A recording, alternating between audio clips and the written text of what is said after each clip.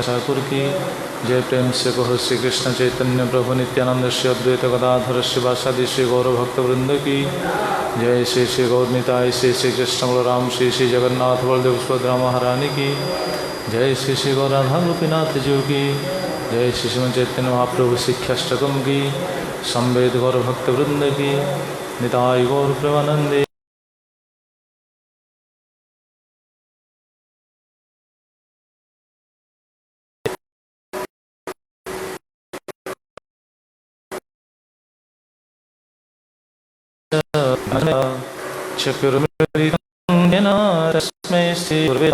वदेहं श्रीगुरो श्रीयुतपदकमलं श्रीगुरून् वैष्णवांश्च श्रीरूपं सग्रजातं सहगणरघुनाथान्वितं तं सजीवं साद्वैतं सावधूतं परिजनसहितं कृष्णचैतन्यदेवं श्रीराधाकृष्णपादान् सहगणा ललिता श्रीविशाखान्वितंश्च। नमो विष्णुपदाय कृष्णप्रेष्ठाय भूतले श्रीमते भक्तिवेदान्त स्वामिन्निते नामिने। नमस्ते सरस्वती देवे गौरवाणी प्रचारिणे निर्विशेषशून्यवादी पाश्चात्यदेशतारिणे। हे कृष्णा करुणा सिन्धो दीनबन्धो जगत्पते गोपेश गोपिकान्त राधाकान्त नमस्तुते। तप्त कंचन गौरांगे राधे वृंदावनेश्वरी वृषभानुसुते देवी प्रणमामि हरिप्रिये। वंशाकल्पतरुभ्यश्च कृपा सिन्धुभ्यैव च पतितानां पावनेभ्यो वैष्णवेभ्यो नमो नमः। नमो महावदन्याय कृष्णप्रेमप्रदायते कृष्णाय कृष्णचैतन्य नाम्ने गौरत्विषे नमः। जय श्री कृष्ण चैतन्य प्रभु नित्यानंद श्री अद्वैत गदाधर शिवासादि गौरभक्तवृंद। हरे कृष्ण कृष्ण कृष्ण हरे हरे, हरे राम राम राम हरे हरे। आजानुलम्बितभुजौ कनकावदातौ सङ्कीर्तनैकपितरौ कमलायताख्यौ विश्वम्भरद्विजवरौ जुगधर्मपालौ वन्दे जगत्प्रियकरौ करुणावतारौ वन्दे जगत्प्रियकरौ करुणावतारौ वन्दे जगत्प्रियकरौ करुणावतारौ। ओम नमो भगवते वासुदेवाय। ओम नमो भगवते वासुदेवाय। ओम नमो भगवते वासुदेवाय।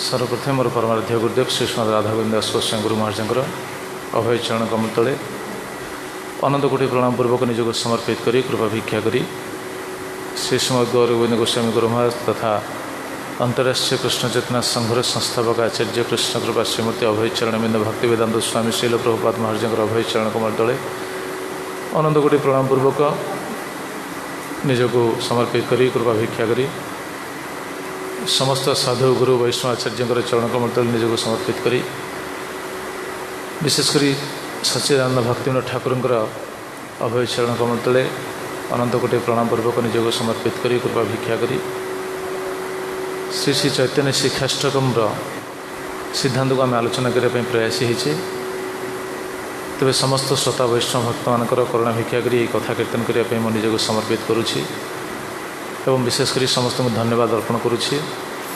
समस्त श्रोता भक्त माने एवं विशेषकर जो मैंने ऑनलाइन श्रवण कर समस्त आमर अंतर्राष्ट्रीय कृष्ण चेतना संघ पक्षर धन्यवाद।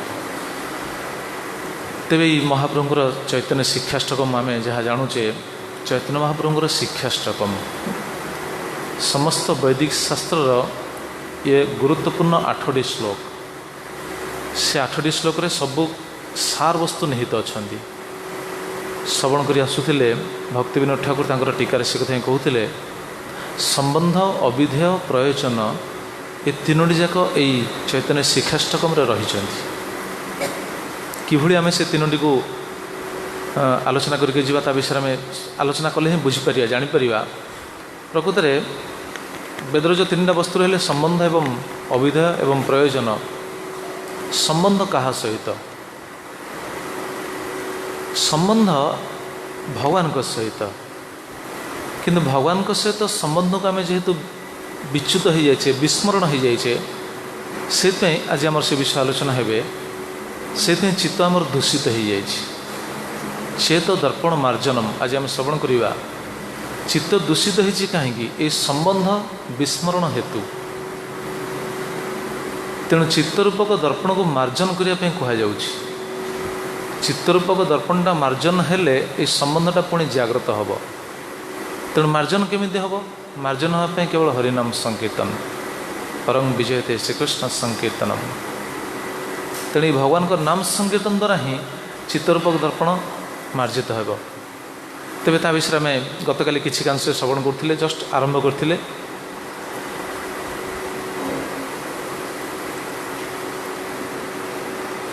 भक्ति ठाकुर तांकर संबोधन भाष्य से कथा कहते मायामुग्धानां जीवानां पुनः पुनः संसार क्लेश अनुभव अनंतरं जदा सत्प्रसंगात् शास्त्र तात्पर्य विश्वासो भगवत माधुर्य लोभवा जायते तदा तेषां स्वरूपस्य लादिनी सार वृत्ताया भक्तो अधिकार भवति भक्ति अधिकारटा आसीव से समय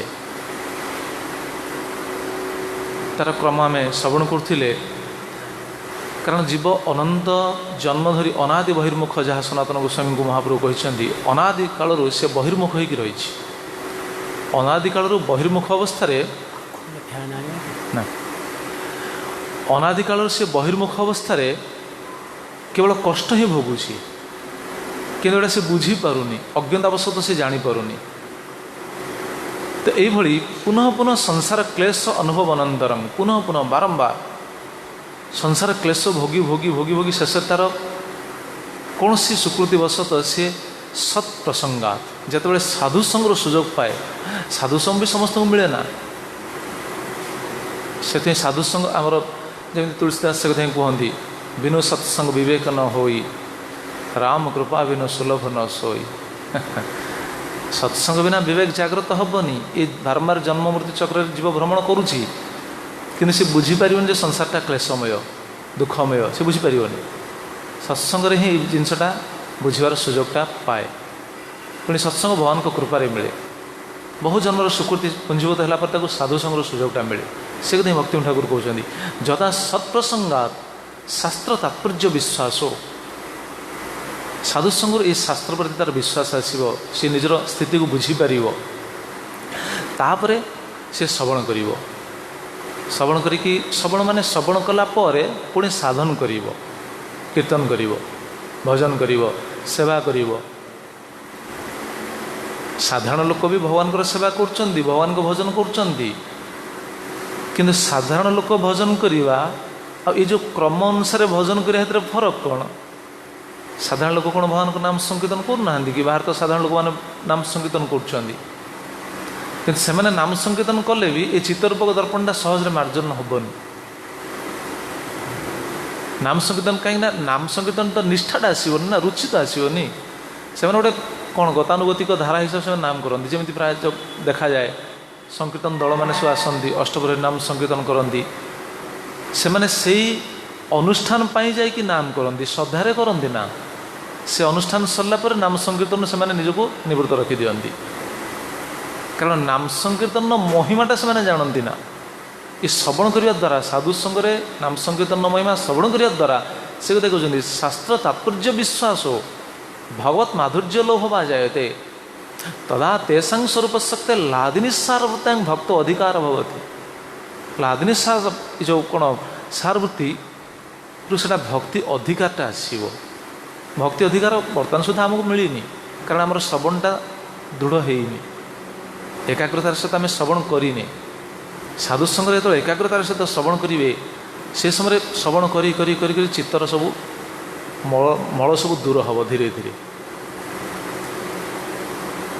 जहाँ सब त्रुटि अच्छी संदेह अच्छी संशय अच्छी से सब दूर हम दूर हेले नाम प्रति श्रद्धा आसो सेवा प्रति श्रद्धा आसो आम बर्तमान नाम करुचे सेवा भी करुचे किंतु एटा गोटे विधि हिसाब से करुचे भगवान जो सब नाम करती सेवा करें करुचे मना ना किंतु एटा विधि हिसाब से करुचे आमर कौन श्रद्धा अच्छी कि प्रति आमर तो श्रद्धा दृढ़ीभूत होनी ना सेवा करवा जीवन सार वस्तु नाम करवा आम उपयुक्त साधन या बिना आमर गति ना यही धारणा कौन आम दृढ़ हो पारे कि ना तेणु आमको बारंबार से विषय शुणापी पड़ो तेबे ये भक्ति अधिकारटा आसो से कथा भक्ति ठाकुर कहते जातया श्रद्धया गुरु चरणाश्रय रूप सत्संग प्रभावात तत्व श्रवण घटते श्रद्धा आसला गुरु चरणाश्रय गुरुंर चरणाश्रित हेबे दीक्षित हेबे एवं सत्संग प्रभावात तत्व श्रवण घटते सत्संग प्रभाव पुणी तत्व श्रवणटा सुजोग मिल तत्व श्रवण कर सुजोग मिल ये नाम तत्व गुरु तत्व लीला तत्व धाम तत्व सब जिते सब भक्तिर सब अंग जमी तुलसी सेवार तत्व तुलसी सेवा कले कौन हुए प्रति भक्तिर जिते सब अंग रही आम तुलसी सेवा कर साधारण लोक भी तुलसी सेवा कर घरे घरे आम देखा जाए ओडिशा रे घरे घरे प्रत्येक घरे तुलसी दीप दियंती समस्ते तुलसी को पूजा कर तुलसी सेवा कले जे कौन हम से कौन से ज्ञान अच्छी ना से ज्ञान सी पाई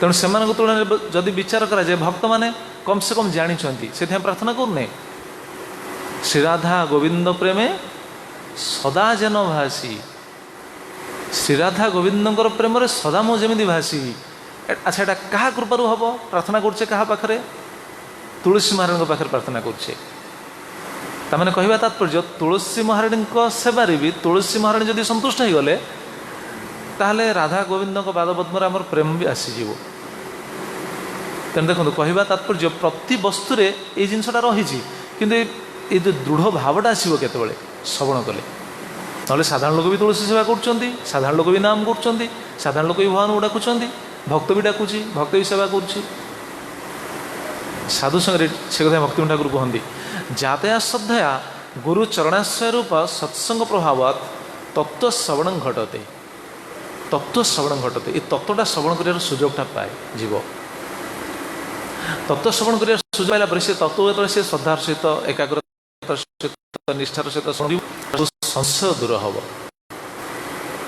एवं से श्रवण पर कौन हम से कथा कहते भक्ति ठाकुर गतकाली आम शुणी श्रवण अनंतरं जदा तत्कीर्तन भवती श्रवण पर तापर जो कीर्तनटा हम तत्व श्रवण कले आम श्रद्धा आसीगला दृढ़ भाव आसीगला निष्ठा आसीगला श्रवण अनंतरं जदा तत्कीर्तन भवती तदा माया दमन प्रक्रिया रूप जीव स्वरूप विक्रम एवं लक्ष्यते से माया दमन प्रक्रियाटा आरंभ हम एवं जीव कौन कर स्वरूप विक्रम एवं लक्ष्यते जीवर स्वरूपटा ता पाखे उद्भासित हो बुझीपर मो स्वरूपटा कौन जीवर स्वरूप है कृष्ण नित्य दास एटा से बुझीपर श्रवण न कले बुझीपारे जीव कौन जाना आम भगवान अंश बोली किए न जानी कहले भारतवासी भारतवासी समस्ते जानते आम भगवान अंश भगवान हूँ आम परम पिता जदि भगवान आमर परम पिता आम जदि भगवान अंश ताल प्रति आमर तो किसी कर्तव्य अच्छी कि से कर्तव्यटारे आम स्थिर हवा आम जीवन उद्देश्य से कौन आम साधारण लोक बुझीपार आम बुझीपारे ठीक से गतकाली आम शुणुले ना आम जहाँ भी बुझीचे थियोरिटिकाली बुझीचे प्राक्टिकाली आम से अनुभव आसीनी तेणु थियोरिटिकाली बुझे बारंबार बारंबार साधुक मुखर श्रवण कले गुरुंग मुखर श्रवण कर तत्व श्रवण कलापर माया दमन प्रक्रिया आरंभ हो एवं जीवर स्वरूपटा सी उपलब्धि करिवो। प्रपंचे हरिकीर्तन विजयस्य एष प्रक्रिया। हरिकीर्तन विजयर एटा हूँ प्रक्रिया। श्रद्धा तापर साधुसंग, साधुंग पाखरे शरणापन्न, तापर श्रवण तत्व श्रवण एवं तापरे कीर्तन। कीर्तनटा पूर्वर भी थी माने नुह जे साधुसंग करिया पूर्व जन कीर्तन करूँ ना, कीर्तनटा पूर्वर रही। जमी जन भक्त जो नुआर आसी भक्ति मार्ग में जो प्रथम पाद दूची ताकू तो प्रथम नाम संकीर्तन करने कहुच्छी ना। तेणु नामटा सी कर प्रथम ही नाम कर किंतु ये जो कीर्तन में दृढ़ भावटा आसो साधुंग मुखर तत्व श्रवण कर सारापर ये है तार कौन क्रम। तापर माया दमन प्रक्रियाटा आरंभ हो। चित्तरूपक दर्पण मार्जन हम कि चित्तरूपक दर्पण मार्जन हम आज ता विषय में श्रवण करवा। एवं भूत कृष्ण कीर्तनास कृष्ण कीर्तनात् जीवस्य सप्त प्रकार फल सिद्धिरपि दर्शिता चेतो दर्पण आदिना। यही कीर्तन है जीवस्य जीवर सप्त प्रकार फल सिद्धिरपि दर्शिता। जीवर सातटा सिद्धि से कौन प्राप्त हम ये सातटा चेतो दर्पण मार्जनम भव महादावग्नि निर्वापणम श्रेय कैरव चंद्रिका वितरण विद्या वधु जीवनम आनंदम वृद्धिवर्धनं प्रतिपदं पूर्णामृतास्वादनम सर्वात्मा स्नपनं परं विजयते श्रीकृष्ण संकीर्तनम। ये तार प्रक्रिया ये आरंभ हम ये। तेज जहाँ भी जब नाम जड़े करुच्ची भी तार चित्त मार्जित हम धीरे धीरे। साधारण लोक आम प्रेम पाया हूँ आम उद्देश्य। तेणु श्रवणटा हूँ बहुत गुरुत्वपूर्ण। गत काली शुणुले ना श्रवण कि करवा उचित। If one meekly and submissively hears about the activities of the Lord from a realized soul, he will be able to conquer the supreme personality of Godhead, who is unconquerable by any other process. जहाँ को जितवा अलग कौन उपाय संभव न, जहाँ को प्राप्त हवा, जहाँ को आम निजर कर आम जार निजर हो पार अलग कौन उपाय संभव नुह। साधु गुरुंग मुखर श्रवण कला भजन बा कीर्तन बा सेवा ये दृढ़ भाव आसो। श्रवणटा एकाग्रतार सहित मीकली एंड सबमिसिवली। मीकली एंड सबमिसिवली कौन तार अर्थ काली आम आलोचना करुले। मीकली हाँ नम्र भाव नम्र भाव समर्पण भाव नहीं कि आम श्रवण करवा उचित। से आम शुणुले ना पूर्व आलोचना होता केमी श्रवण करवा उचित। श्रवण समय संपूर्ण एकाग्रतार सहित श्रवण करिया। मन मन विक्षिप्त हवा उचित नुह। श्रवण विधि अच्छी बहुत शास्त्र अच्छी। भागवतम अच्छी, पद्मपुराण अच्छी। गत काली शुणुले पद्मपुराण सिद्धांत सुत गोस्वामी सौनक आदि मुनि मानक कहते। भागवतम अच्छा नारद मुनि युधिष्ठिर महाराज कहते श्रवण केमी करवा उचित। सप्तम स्कंद भागवतम सप्तम स्कंद चतुर्दश अध्याय गृहस्थ मान शिक्षा देते केमी श्रवण करेंगे समस्ते। पुणी ब्रह्माजी स्तुति कहते श्रवण केमी हवा उचित। चतुर्दश अध्याय दशम स्कंद चतुर्दश अध्याय ब्रह्माजी जो भगवान को स्तुति कर सी भी कहते श्रवण केमी करवा उचित। से जब आम श्रवण करा तत्व निश्चित प्राप्त हवा। तेणु meekly and submissively hears about the activities of the Lord from a realised soul. Realised soul, realised soul माने शुद्ध साधु गुरु आचार्य, कारण से होती प्रकृत रियलाइज्ड सोल। देखो प्रभुपाद से कथा लिखुं ही will be able to conquer the supreme personality of Godhead. तापर से सक्षम भगवान को निजर कर भगवान को से निजर हो पार भगवान से प्राप्त। गुरुदेव जहाँ कहते अजित जित अजित भगवान को से जीति पार। भगवान को जीतवा आम उद्देश्य नुह कि भगवान को निजर हो भगवान को सेवार निजक नियुक्त रखा भगवान को आम निजर कर। तेणु प्रभुपाद कहते hearing and associating with devotees is the most important function for self realisation. Hearing श्रवण प्रभुपाद बारंबार बारंबार ये जिनस प्रभुपाद आप फोलियो देखिए प्रभुपाद फोलियो बारंबार ये कथा कहते hearing and associating with devotees is the most important function for self realisation. श्रवण एवं सत्संग साधुसंग से समस्त एक कथा आम कहूँ ना साधुसंग सर्वशास्त्र कहे लवे मात्र साधुसंगे सर्वसिद्धि है। सर्वसिद्धि माने कौन कि ସର୍ବସିଦ୍ଧି ମାନେ କ'ଣ କି ଏହା ଭଗବାନଙ୍କୁ ଆମେ ନିଜର କରିପାରିବା, ମାନେ ଯାହା ହେଉଛି ଜୀବନର ସର୍ବୋଚ୍ଚ ଲାଭ। ଭଗବାନଙ୍କ ସହିତ ଯୁକ୍ତ ହେବା, ଭଗବାନଙ୍କ ସେବାରେ ନିଜକୁ ନିଯୁକ୍ତ କରିବା, ଭଗବାନ ପ୍ରତି ଶ୍ରଦ୍ଧାଭାବ ଆଣିବା, ଏଇଟା ହେଉଛି ସର୍ବସିଦ୍ଧି। ସର୍ବସିଦ୍ଧି ହୁଏ। ତେଣୁ ଅଲଗା କୌଣସି ଉପାୟରେ ଏଇଟା ସମ୍ଭବ ନୁହଁ, କେବଳ ସାଧୁସଙ୍ଗ। ତେଣୁ ଏ ଯେଉଁ ଚେତ ଦର୍ପଣ ବର୍ତ୍ତମାନ ଆମେ ଆରମ୍ଭ କରିବା। ଚେତ ଦର୍ପଣ ମାର୍ଜନ ଇତ୍ୟାଦିନା ଜୀବସ୍ୟ ସ୍ୱରୂପ ତତ୍ତ୍ୱ ବିବୃତମ୍। ଚେତ ଦର୍ପଣ ଇତ୍ୟାଦି ଆରମ୍ଭ ହେଲା, ଚେତ ଦର୍ପଣ ମାର୍ଜନମ୍। ଏଠି ଜୀବର ସ୍ୱରୂପ ତତ୍ତ୍ୱଟା ଉଦ୍ଘାଟିତ ହେବ। ତାପରେ ସେ ନିଜ ସ୍ୱରୂପକୁ ସେ ବୁଝିପାରିବ। ଅର୍ଥାତ୍ ଆମେ ବର୍ତ୍ତମାନ ସୁଦ୍ଧା ନିଜ ସ୍ୱରୂପକୁ ବୁଝିପାରିନେ, ଯଦିଓ ବୁଝିଛେ ଏଇଟା ଥିଓରିଟିକାଲି ବୁଝିଛେ। ଆମେ କୃଷ୍ଣଙ୍କ ଦାସ, ନିତ୍ୟ ଦାସ, ଏଇଟା କେବଳ ଥିଓରିଟିକାଲି ବୁଝିଛେ। ଆମ ସ୍ୱରୂପକୁ ଆମେ ଭୁଲି ଯାଇଛେ। ଆମେ ଶୁଣୁଛେ ନା ଚେତ ଦର୍ପଣ ମାର୍ଜନ, ଦର୍ପଣଟାକୁ ମାର୍ଜନ କରିବା ପାଇଁ କୁହାଯାଉଛି। ଚିତ୍ତରୂପକ ଦର୍ପଣକୁ ମାର୍ଜନ କରାଯିବ। ମାର୍ଜନ କାହିଁ କରାଯିବ? ଯେହେତୁ ମଇଳା ଦ୍ୱାରା ଚିତ୍ତଟା ଆଚ୍ଛାଦିତ ହୋଇଯାଇଛି, ତେଣୁ ମାର୍ଜନ କରିବା ପାଇଁ କୁହାଯାଉଛି। ଏଇଟାକୁ କୁହାଯାଏ ହୃଦରୋଗ। ମଇଳା, ହୃଦୟର ସବୁ ମଇଳା ରହିଛି। ଏ ମଇଳା କ'ଣ? ଯେମିତି ଆମେ ସମସ୍ତେ ଜାଣିଛନ୍ତି, କାମ, କ୍ରୋଧ, ଲୋଭ, ମୋହ, ଏସବୁ ହୃଦୟର ମଇଳା। ଇଏ ମଇଳା। ତା ଉପରେ ଆହୁରି ଗୋଟେ ମଇଳା ଅଛି, ସେଇଟା କ'ଣ କହିଲେ? ହୃଦୟର ମଇଳା। ହୃଦୟର ମଇଳା ହେଉଛି ଲାଭ, ପୂଜା, ପ୍ରତିଷ୍ଠା। ଇଏ ବି ହୃଦୟର ମଇଳା। ଏ ହୃଦୟର ମଇଳା। ସେଥିପାଇଁ ଏଗୁଡ଼ାକ ସବୁ ମାର୍ଜନ କରିବା ପାଇଁ କୁହାଯାଉଛି। ଚେତ ଦର୍ପଣ ମାର୍ଜନମ୍। ଏ ହୃଦୟର ମଇଳା ଯେତେ ଦିନ ପର୍ଯ୍ୟନ୍ତ ଥିବ ଆମେ ବୁଝିପାରିବାନି ଭଗବାନଙ୍କୁ। ଦେଖୁନାହାନ୍ତି ଭକ୍ତି ଠାକୁର ତାଙ୍କର ସମ୍ବୋଧନ ଭାଷ୍ୟରେ ସେ କଥା ହିଁ କହୁଛନ୍ତି, ପରେଶ ବୈମୁଖାତ୍ ବହିରଙ୍ଗ ଭାବାବିଷ୍ଟତ୍ୱାତ୍ ଚ ଶୁଦ୍ଧ ଅହଙ୍କାରଗତ ଶୁଦ୍ଧ ଚିତ୍ତସ୍ୟ ଅବିଦ୍ୟା ମଳଦୂଷଣମ୍ ଅପି ସୂଚିତମ୍। ଏ ଅବିଦ୍ୟା, ଏଇଟା ହେଉଛି ମଳ, ଅବିଦ୍ୟା ରୂପୀ ମଳ। ଅବିଦ୍ୟାଟା କ'ଣ ନା ଭଗବାନଙ୍କଠୁ ବିମୁଖ ହୋଇଯାଇଛି। ପରେଶ ବୈମୁଖ୍ୟାତ୍, ପରେଶ ବୈମୁଖ୍ୟାତ୍, ଭଗବାନଙ୍କଠୁ ବିମୁଖ ଦେଇଗଲେ। ବିମୁଖ ହେଲା ପରେ କ'ଣ ହେଇଛି? ବହିରଙ୍ଗ ଭାବାବିଷ୍ଟତ୍ୱାତ୍, ମାୟାର ଆସକ୍ତି ହେଲେ, ମାୟା ଭିତରେ ଛନ୍ଦି ହେଇଗଲେ। ଶୁଦ୍ଧ ଅହଙ୍କାରଗତ ଶୁଦ୍ଧ ଚିତ୍ତସ୍ୟ ଅବିଦ୍ୟା ମଳ ଦୂଷଣମ୍ ଅପି ସୂଚିତମ୍। ଶୁଦ୍ଧ ଅହଙ୍କାର, ଆମର ଶୁଦ୍ଧ ଅହଙ୍କାର ରହିବା ଉଚିତ। ଶୁଦ୍ଧ ଅହଙ୍କାର କ'ଣ? କାରଣ ଆମେ ହେଉଛେ ଭଗବାନଙ୍କର ଅଂଶ। ଏଇଟା ହେଉଛି ଶୁଦ୍ଧ ଅହଙ୍କାର। ସେଥିପାଇଁ ପ୍ରଭୁପାଦ ମହାରାଜ କୁହନ୍ତି ରିଅଲ୍ ଇଗୋ। ଏ ରିଅଲ୍ ଇଗୋଟା ଆମର ବର୍ତ୍ତମାନ ଟ୍ରାନ୍ସଫର୍ ହେଇଯାଇଛି ବା ପରିବର୍ତ୍ତନ ହେଇଛି କ'ଣ? ଫଲ୍ସ ଇଗୋରେ। ମୁଁ ଜଗତର, ମୁଁ ମାଲିକ, ମୁଁ ରାଜା, ମୁଁ ଅମକ। ପ୍ରଭୁପାଦ ମହାରାଜ ସେ କଥା ହିଁ କୁହନ୍ତିନି, ମୁଁ ଭାରତୀୟ, ମୁଁ ଆମେରିକାନ। ପ୍ରଭୁପାଦ ବହୁତ କଥା ଏହା ଉପରେ କହିଛନ୍ତି। ତେଣୁ ଏଇଟା ହେଉଛି ଫଲ୍ସ ଇଗୋ। ରିଅଲ୍ ଇଗୋ କ'ଣ? ମୁଁ କୃଷ୍ଣଙ୍କର, ମୋର ସ୍ୱରୂପ ହେଉଛି ଭଗବାନଙ୍କର ଦାସତ୍ୱ ସ୍ୱୀକାର କରିବା, ତାଙ୍କର ଦାସ। ଏଇଟା କ'ଣ ହେଇଛି? ଆଚ୍ଛାଦିତ ହେଇଛି। ଏଇଟା ହେଉଛି ଅବିଦ୍ୟା ମଳ ଦୂଷଣମ୍।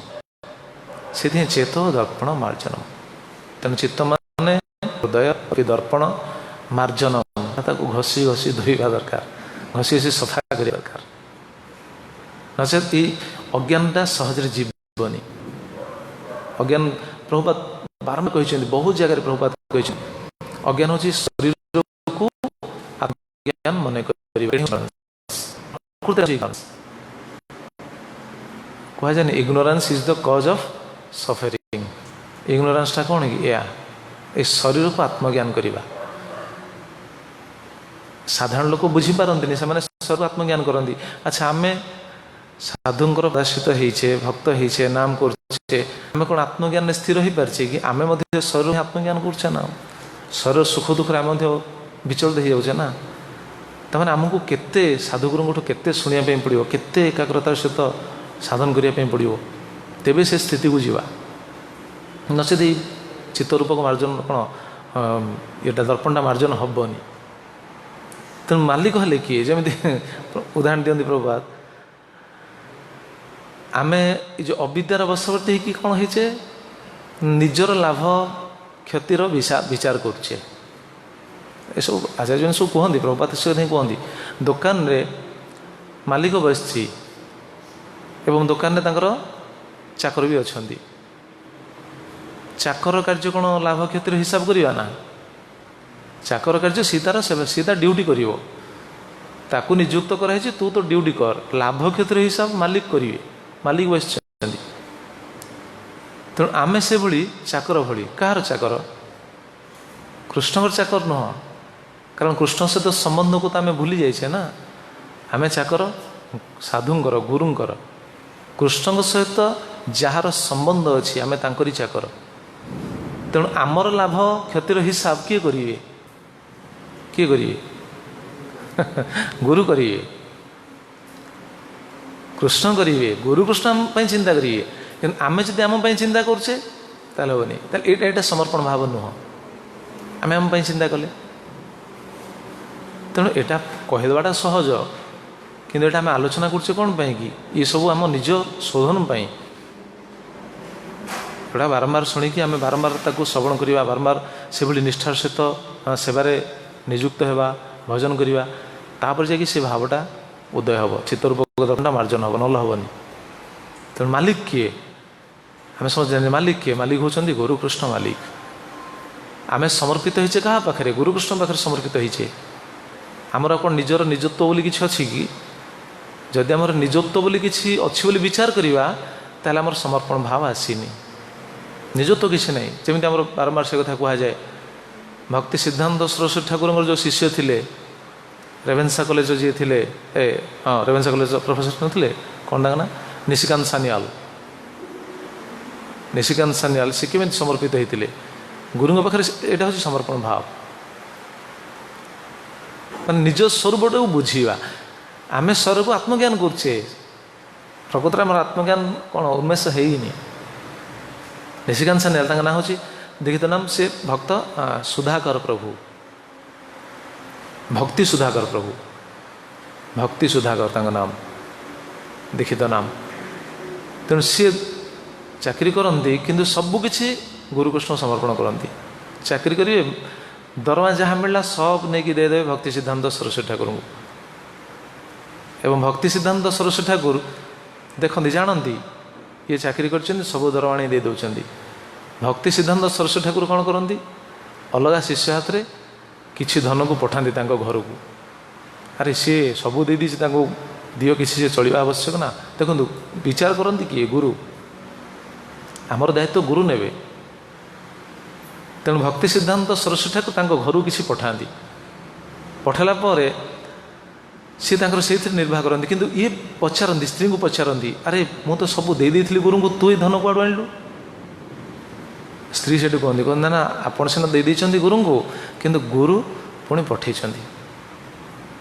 से समय भक्ति सिद्धांत सरस्वती ठाकुर जो शिष्य भक्ति सुधाकर प्रभु से केते सुंदर कथा स्त्री को कहते, देख ये जो संपत्ति बर्तमान में प्राप्त होइछे एटा हमर नहीं, एटा कहार? गुरुंगर। देख सी ड्यूटी करती, मास सारा ड्यूटी कर दरमा पाई, गुरु को अर्पण कर। गुरु जहाँ देते से पुणी निजर बोली कहना, यहाँ हूँ गुरुंगर। तेणु गोटे भी पैसा जमी कौन असत रास्ता खर्च न हुए, एटा गुरुंगर संपत्ति। यहाँ हूँ आत्मज्ञान उन्मेष, यहाँ हूँ समर्पण भाव, यहाँ हूँ प्रकृत में बुझीपारे निजक। हाँ प्रकृत में आम गुरुंगर, प्रकृत में कृष्णकर, आम ये संसार नुह। यहाँ हूँ कौन अविद्या नाश होला बोली विचार करा नचेत अविद्या, अविद्या मल दूषणम, अविद्या मल दूषणम।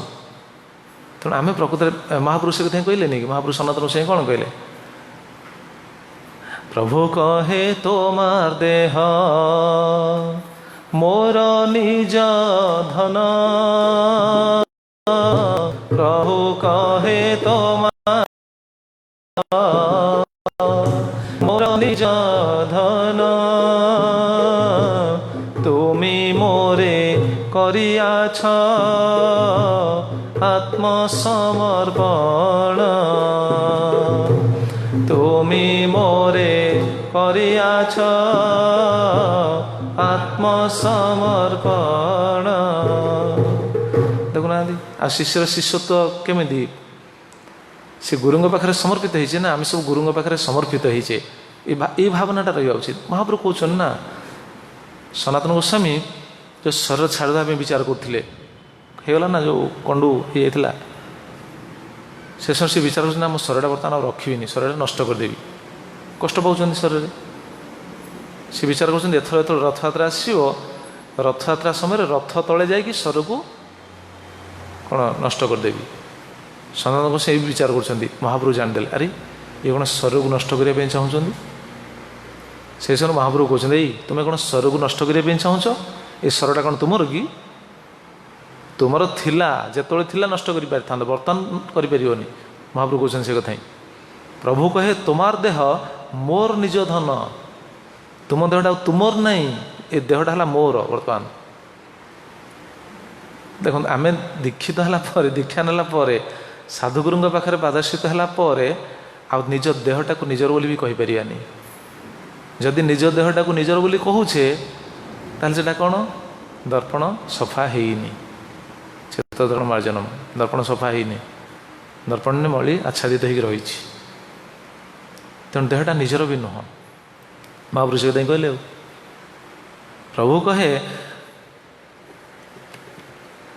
ପ୍ରଭୁ କହେ ତୁମାର ଦେହ ମୋର ନିଜ ଧନ, ତୁମେ ମୋରେ କରିଆଛ ଆତ୍ମସମର୍ପଣ।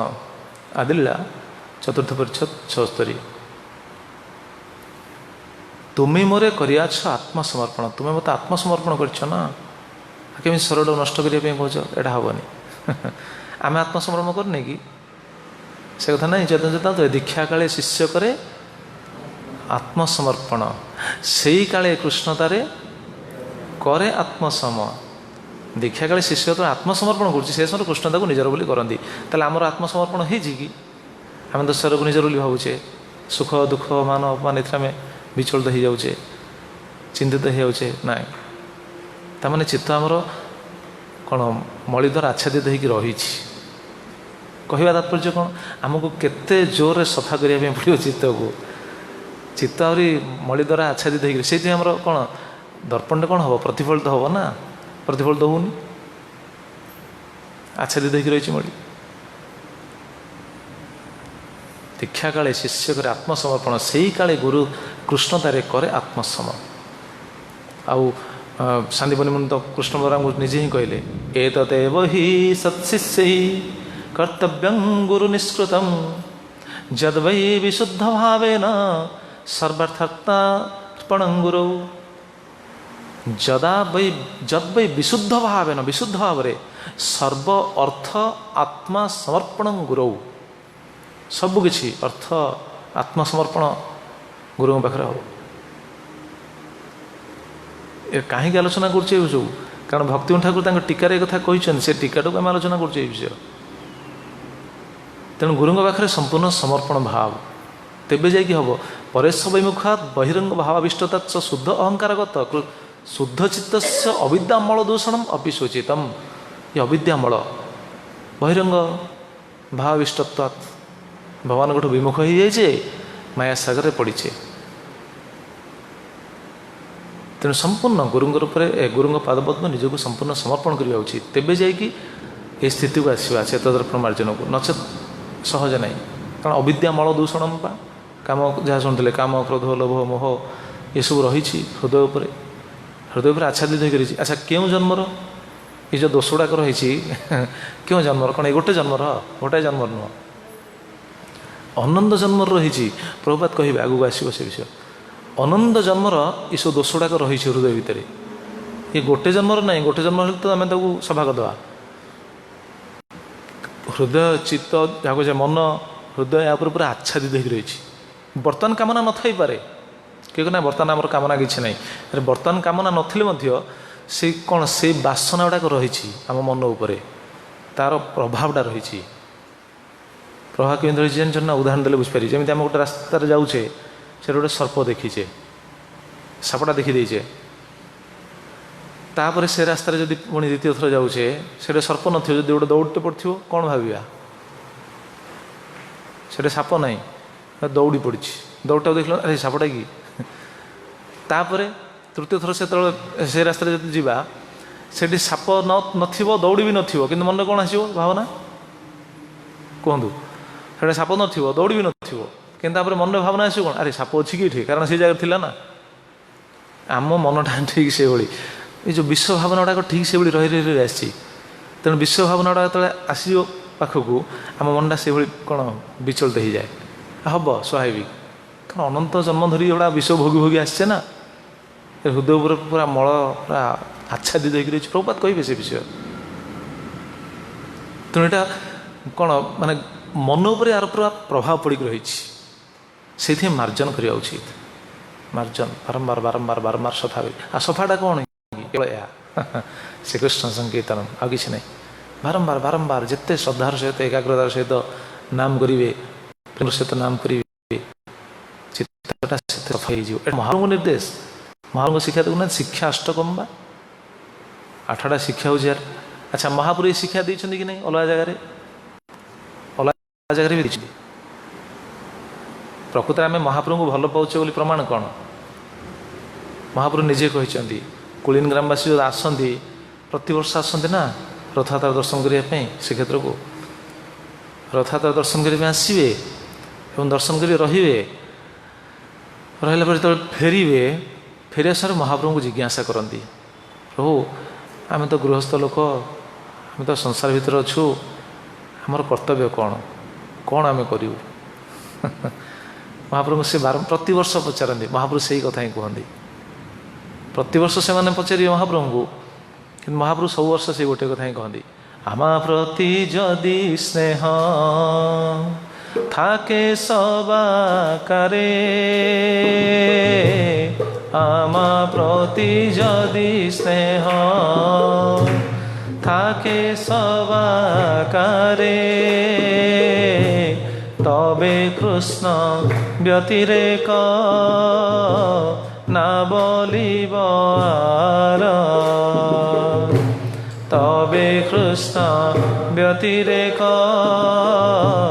না বলিব আর, কি ভোজনে কি শয়নে কি বা জাগরণে, কি ভোজনে কি শয়নে কি বা জাগরণে, অহর্নিশ চিন্ত কৃষ্ণ বলহ বদনে,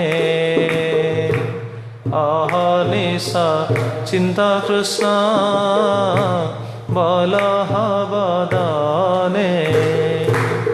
ଦେଖୁନାହାନ୍ତି ମହାପ୍ରଭୁଙ୍କ ଶିକ୍ଷା ସେୟା ନା। ଶିକ୍ଷାଷ୍ଟକମରେ ତ କହିଲେ ୟା, ତାଙ୍କ ଶିକ୍ଷାଟା ବି ସେୟା। ଆପଣ କହୁଛନ୍ତି କାହାକୁ? ଗୃହସ୍ଥ ଭକ୍ତମାନଙ୍କୁ। ଗୃହସ୍ଥ ଭକ୍ତମାନଙ୍କୁ ଯଦି ଏ ଶିକ୍ଷା, ତାହେଲେ ଯେଉଁମାନେ ଗୃହତ୍ୟାଗୀ, ମାନେ ଆଶ୍ରମବାସୀ, ସେମାନଙ୍କ ପାଇଁ ଏ ଶିକ୍ଷାଟା କେତେ ଦୂର ଅଧିକା ପ୍ରଯୁଜ୍ୟ, ବିଚାର କରି ନେବା ଉଚିତ। ମହାପ୍ରଭୁ ଶିକ୍ଷା ଦେଉଛନ୍ତି, ଆମ ପ୍ରତି ଯଦି ସ୍ନେହ থাকে ସବାକାର, তবে କୃଷ୍ଣ ବ୍ୟତିରେକ ନା ବୋଲିବେ ଆର। ଯଦି ମୋତେ ଭଲ ପାଉଛ, ତାହେଲେ କୃଷ୍ଣ ବ୍ୟତିରେକ ଆଉ କିଛି କହିବ ନାହିଁ। ଚେତ ଦର୍ପଣ ମାର୍ଜନମ, ଏଇ ସ୍ଥିତିରେ ହଉ। ଶ୍ରୀକୃଷ୍ଣ କହିଲେ ନା, ପରମ ବିଜେତେ ଶ୍ରୀକୃଷ୍ଣ ସଂକୀର୍ତ୍ତନମ। ଦେଖୁନା ସବୁ ସିଦ୍ଧାନ୍ତ ସବୁ ଗୋଟିଏ। ପରମ ବିଜେତେ ଶ୍ରୀକୃଷ୍ଣ ସଂକୀର୍ତ୍ତନମ। ଆମ ପ୍ରତି ଯଦି ସ୍ନେହ থাকে ସବାକାର, ଯଦି ମୋତେ ଭଲ ପାଉଛ, ପଚାରୁଛ ତ କ'ଣ କରିବା ଉଚିତ, ଆମର କର୍ତ୍ତବ୍ୟ କ'ଣ ପଚାରୁଛ? ଯଦି ମୋତେ ଭଲ ପାଉଛ ତାହେଲେ କରିବ, তবে কৃষ্ণ ব্যতিরেক না গাইবার না বলিবার, কৃষ্ণ বিନା ଆଉ କିଛି କହିବନି। ଆଉ କେଉଁ ସମୟରେ କହିବ? କି ଭୋଜନେ କି ଶୟନେ କିବା ଜାଗରଣେ, ଅହର୍ନିଶ ଚିନ୍ତ କୃଷ୍ଣ ବଲହ ବଦନେ। କି ଭୋଜନ କି ଶୟନ ଜାଗରଣ, ପ୍ରତି ସମୟରେ କୃଷ୍ଣ କୃଷ୍ଣ କୃଷ୍ଣ କୃଷ୍ଣ ନାମ କର, ଭଗବାନଙ୍କ ନାମ କର। ଭଗବାନଙ୍କ ନାମ, ହରେ କୃଷ୍ଣ କୃଷ୍ଣ କୃଷ୍ଣ ହରେ ହରେ, ହରେ ରାମ ରାମ ରାମ ହରେ ହରେ, ଅହର୍ନିଶ ଚିନ୍ତ କୃଷ୍ଣ ବଲହ ବଦନେ। ଆଚ୍ଛା, ପ୍ରଶ୍ନ ଆସିପାରେ, କି ଭୋଜନେ କି ଶୟନେ, ଶୟନ ସମୟରେ କେମିତି ନାମ ହବ? ହଁ, ଭୋଜନ ସମୟରେ ହଁ ଆମେ ନାମ କରିପାରିବା, ଜାଗରଣ ସମୟରେ ନାମ କରିପାରିବା। କି ଭୋଜନେ କି ଶୟନେ କିବା ଜାଗରଣେ, ଜାଗରଣ ସମୟରେ ନାମ କରିପାରିବା, ଠିକ୍ ଅଛି। ଶୟନ ସମୟରେ ବି ମହାପ୍ରଭୁ କହିଛନ୍ତି ଶୋଇକି ମଧ୍ୟ ନାମ କରିବ। କିନ୍ତୁ ଶୋଇଲା ପରେ ତ ତା ଚେତନା ତ ପୁରା କ'ଣ ହେଇଯାଏ, ସୁପ୍ତ ଅବସ୍ଥା ରହିଯାଏ। ଯଦି ଚେତନାଟା ଜାଗ୍ରତ ରହିଛି, ଚେତନା ଜାଗ୍ରତ ହୋଇଛି, ସ୍ୱପ୍ନ ଦେଖୁଛି ନା, ସ୍ୱପ୍ନ କଥା କହିଛନ୍ତି, ତାହେଲେ ସ୍ୱପ୍ନରେ କେମିତି ଜଣେ ନାମ କରିବ? କି ଭୋଜନେ କି ଶୟନେ କିବା ଜାଗରଣେ, ଶୟନ ଅବସ୍ଥାରେ କେମିତି ସେ ନାମ କରିବ? କେମିତି କରିବ? ବୁଝିପାରୁଛନ୍ତି କେମିତି କରିବ? ଏଇଟା ସମ୍ଭବ? ହଁ, ଶୋଇବା ପୂର୍ବରୁ ନାମ କରୁଥିବ। ଆଚ୍ଛା, ଶୋଇବା ପୂର୍ବରୁ ନାମ କରିବୁ, ଶୋଇ ପଡ଼ିବ। तापरे शयन महाप्रभु तो कहते ना एटा विचार करिया दरकार कि भोजन कि शयने कि जागरणे शयन समय भी नाम कर शयन समय केमी नाम करिया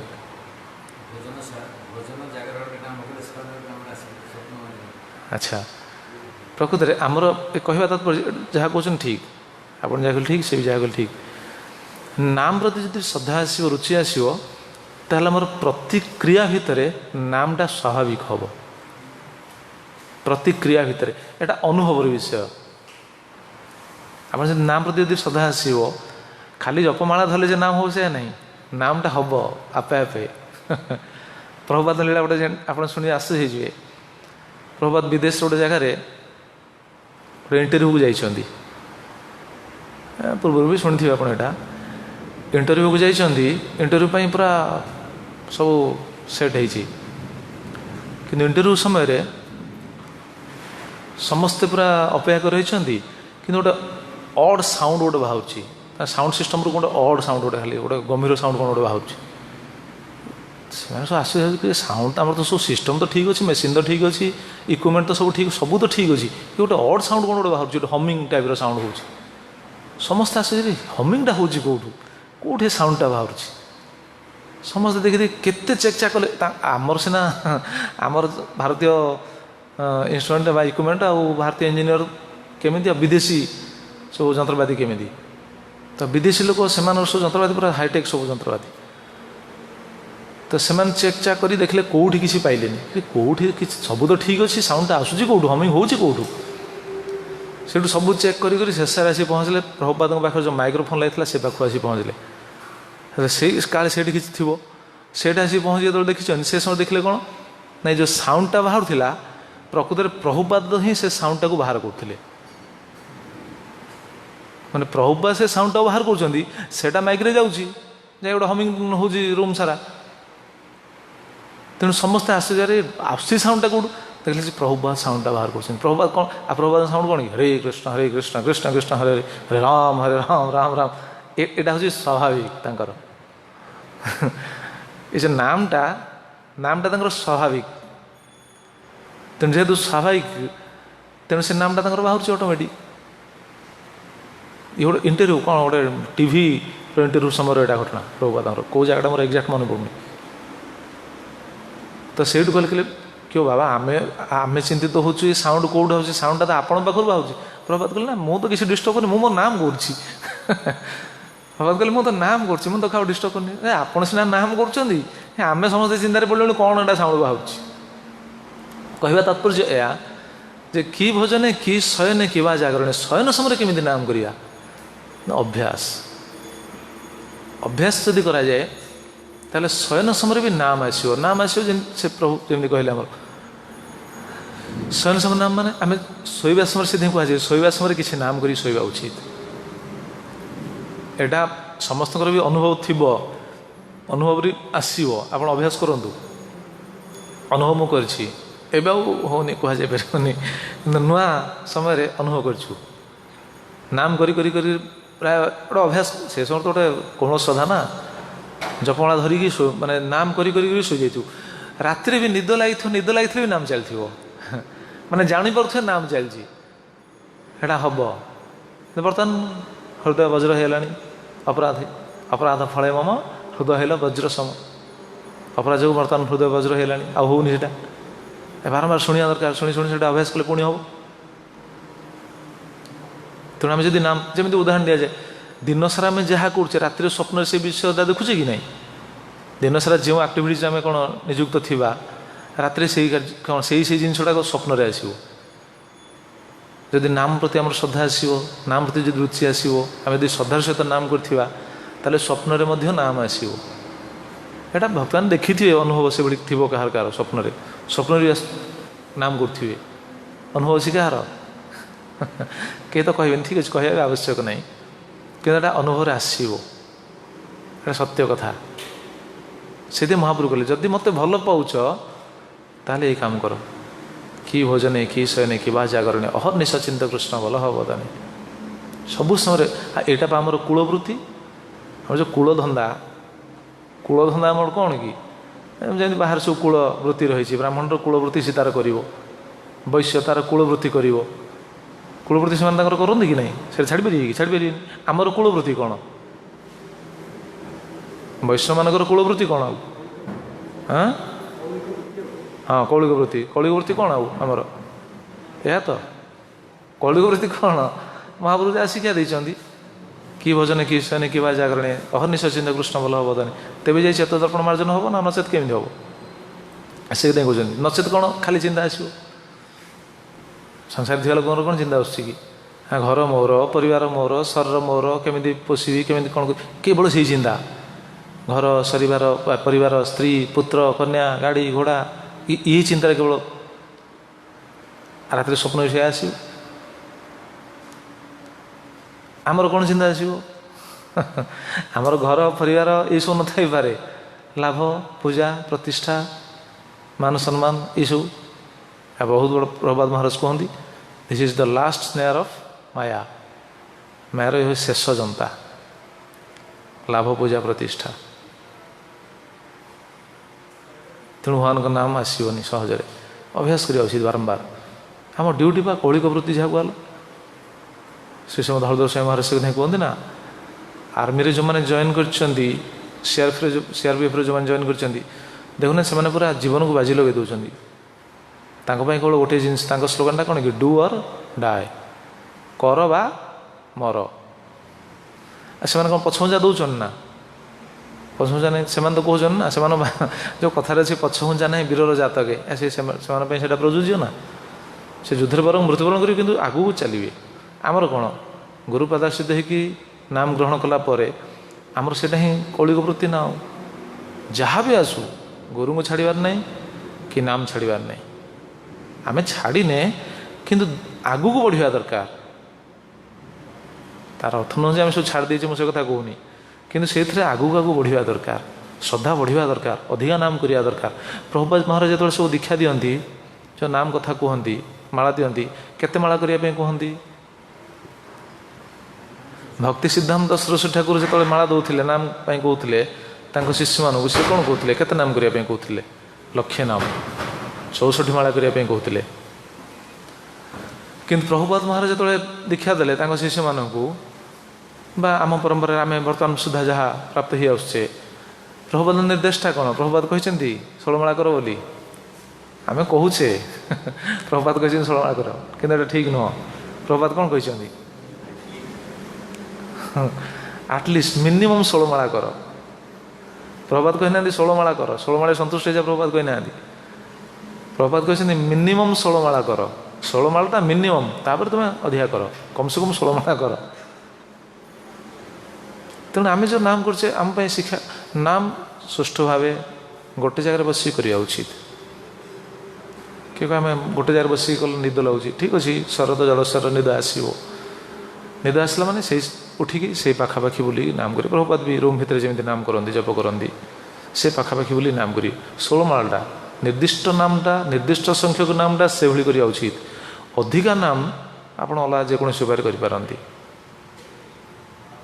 ଆଉ ସବୁଠୁ ବଡ଼ କଥା ହେଲା ପ୍ରାତଃ ମୁହୂର୍ତ୍ତରୁ କମ୍ସେ କମ୍ 12-14 ମାଳା ସାରିଦେବା ଦରକାର ଗୋଟେ ଜାଗାରେ ବସିକି।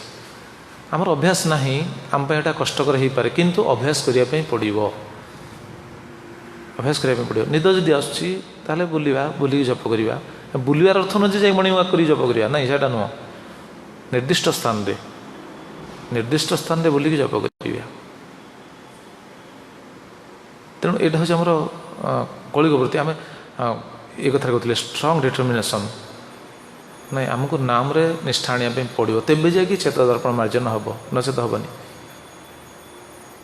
ତେଣୁ ଆମେ ଏଇ ଜିନିଷକୁ ଯଦି ଧରି ନ ପାରିବା ତାହେଲେ କ'ଣ ହେବ?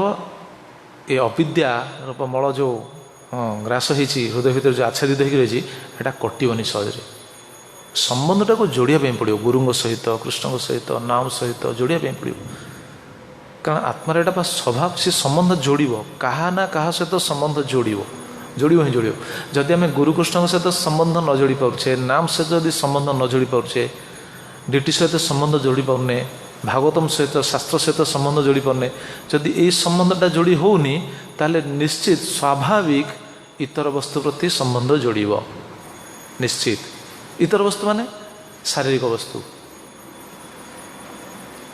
शरीर संबंधी वस्तु आम शुणुले ना सर्वधर्म परित्यज्य श्लोक से 10 दिन आलोचना होता समुद्र भगवान सहित यदि आम दृढ़तार सहित न जोड़ी पारे ताहले निश्चित अलग महाराज कहते हलधर महाराज कहते पूर्व कौटे क्लास कहते से जो बेलजियम से जड़े व्यक्ति कथा कहते मन अच्छे ना जो 2टा बिल्डिंग रे से केवल बिलेई रखी कहते मन अच्छे ना गार मन 2टा बिल्डिंग रे खाली बिलेई रखी देखो संबंधटा क्या सहित माने प्रभुपाद से कहते ना जीव भल पाइब ही पाइब आइदर गॉड को भल पाइब नचेत डॉग को भल पाइब जदि भगवान को भल न पाई पारा साधु गुरु कृष्ण जदि भगवान एमनु जदि भल न पाई पारा निश्चित से इतर वस्तु को भल पाइब इतर संबंध को भल पाइब कि सेटा जीवन सार्थकता नुह आ सपन जागरण ये सब अवस्था कृष्ण को स्मरण करमी कौन चित्तटा मार्जन हम केमी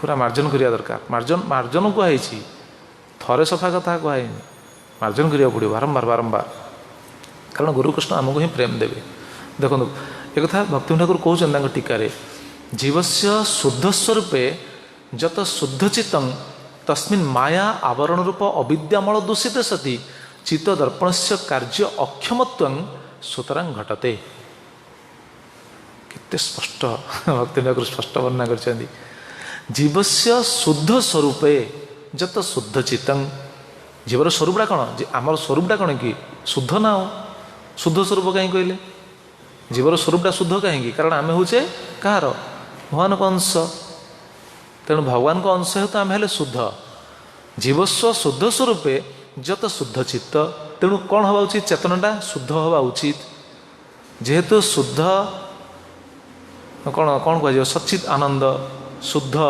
भगवान आम जेहेतु अंश तेणु आम चेतनाटा भी शुद्ध हवा उचित किंतु कौन है ना तस्मिन् माया आवरण रूप अविद्यामल दूषित सती कि शुद्ध हो पारानी कहीं माया आवरण पूर्व पूर्व टीकार आम शुणुले कि बहिरंगा शक्ति भावाविष्टत्वात् बहिरंगा शक्तिर आविष्ट से पड़ी माया शक्ति पड़ी तेणु आवरण रूप अविद्यामल दूषित सती चित्तदर्पण से कार्य अक्षमत्वं स्वतरां घटते तेणु चित्तटा अक्षम हो जाए सफा होनी हम पूरा आच्छादित होकर रही चित्त गोटे आचार्य मैंने कहते दर्शन शास्त्र में विभिन्न प्रकार चित्त कथा कहते चित्तटा आच्छादित होकर रही पुणी चित्त पुणी केते प्रकार से गोटे दर्शन शास्त्र गोटे सिद्धांत आनी जन आचार्य 5 प्रकार चित्त अच्छी माने आमर सब अविद्या द्वारा पूरा आच्छादित होकर रही 5 प्रकार चित्त कौन गोटे हूँ मूढ़ गोटे हूँ क्षिप्त गोटे हूँ विक्षिप्त आ गोटे हूँ एकाग्र चित्त पंचम हूँ समाधि ये 5 प्रकार चित्त ये सब आच्छादित होकर रही केवल प्रक्रिया है से शुद्ध साधुंर पादाश्रित होगी दीक्षित होगी तत्व श्रवण करी भजन भजन माने कीर्तन ये जो कीर्तन कथा कही कीर्तन मान खाली कीर्तन नुह कीर्तन माने सेवा सहित सी भी भक्ति ठाकुर सी भी कहे आसो सेवा कर चंद्र वितरण ये आसो आज मैं पढ़ुली विषय तेणु कीर्तन माने खाली कीर्तन नुह कीर्तन माने खाली नाम करवा नुह ना नामटा भी होनी सेवा भी आवश्यक सेवा सहित नाम तेणु जो 5 प्रकार चित्त कहते प्रथम है मूढ़ दर्शन शास्त्र एक कथा कहुई चित्तर ये 5 प्रकार चित्त गोटे हूँ मूढ़ मूढ़ कौन मूढ़ माने मूढ़ चित्तर अधिकारी माने केवल तम गुण द्वारा आच्छादित रही तम गुण द्वारा से परिचालित ये मूढ़ तम गुण माने एमानकर स्थिति कौन स्थिति हूँ माने ये जो मनुष्य पशु अपेक्षा टिके उन्नत किंतु संपूर्ण उन्नत नुह पशु तुलन में टिके उन्नत कि तम गुण जमी जंगल सब लोक मैंने रुहति जंगल लोक मैंने कौन देखुना किसी जानती ना पशु टिके उन्नत आउ से धर्म को अधर्म अधर्म को धर्म ये विचार ये सब लक्षण पूजा करती भूत प्रेतर पूजा करती ଏମାନଙ୍କର ଗତି ନର୍କ ଗମନ। ଏମାନେ ସବୁ ନର୍କକୁ ଯିବେ। ନର୍କରେ ବହୁତ ଦଣ୍ଡ ଭୋଗି ସାରିଲା ପରେ, ଦଣ୍ଡ ତ ସମସ୍ତଙ୍କ ପାଇଁ ଅଛି ନା, ତେଣୁ ଦଣ୍ଡ ଭୋଗି ସାରିଲା ପରେ ସେମାନେ ଆସି ପୁଣି ପଶୁ ପକ୍ଷୀ ଯୋନିରେ ଜନ୍ମ ନେବେ। ଇଏ ହେଉଛନ୍ତି ମୂଢ଼ଚିତ୍ତ ବ୍ୟକ୍ତି ବିଶିଷ୍ଟ ଲୋକ।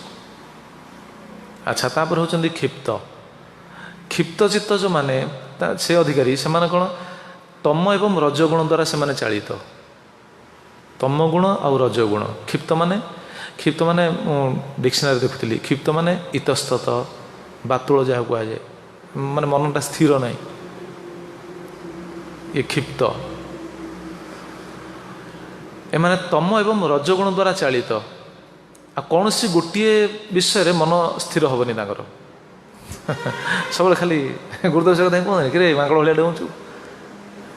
ଗୁରୁଦେବ ଡାଇରେକ୍ଟ କୁହନ୍ତି, କିନ୍ତୁ ସବୁ ସିଦ୍ଧାନ୍ତ ଏଇଆ, ମନ ସ୍ଥିର ହେବନି ସହଜରେ। ଆତ୍ମେନ୍ଦ୍ରିୟ ସୁଖ ନିଶାରେ ଗୋଟେ ବିଷୟରୁ ଆଉ ଗୋଟେ ବିଷୟକୁ ମନ କ୍ଷିପ୍ର ବେଗରେ ଚାଲିଯାଏ। ନିଜର ଆତ୍ମେନ୍ଦ୍ରିୟ ସୁଖ ପାଇଁ ଗୋଟେ ବିଷୟରୁ ଆଉ ଗୋଟେ ବିଷୟ ମନ ଖାଲି ଡେଇଁବ ଏପଟ ସେପଟ, ଏସବୁ କ'ଣ କ୍ଷିପ୍ତ। ଆଉ ଏମାନେ କୌଣସି ଜାଗାରେ ଶାନ୍ତି ବି ପାଇବେ ନାହିଁ। ତୃତୀୟ ହେଉଛନ୍ତି ବିକ୍ଷିପ୍ତ। ବିକ୍ଷିପ୍ତ ଚିତ୍ତର ଅଧିକାରୀ କିଏ? ଏମାନେ ହେଉଛନ୍ତି ରଜ ଏବଂ ସତ୍ୱଗୁଣ ବିଶିଷ୍ଟ। ଏମାନେ ମୂଢ଼ ବା କ୍ଷିପ୍ତ ଅପେକ୍ଷା କିଛିଟା ଉନ୍ନତ। ଏମାନେ ପ୍ରଥମେ ଶୁଣିଲେ ମୂଢ଼, ତାପରେ ଶୁଣିଲେ କ୍ଷିପ୍ତ। ମୂଢ଼ ଆଉ କ୍ଷିପ୍ତଠୁ ଟିକିଏ ଉନ୍ନତ ଏମାନେ ବିକ୍ଷିପ୍ତ।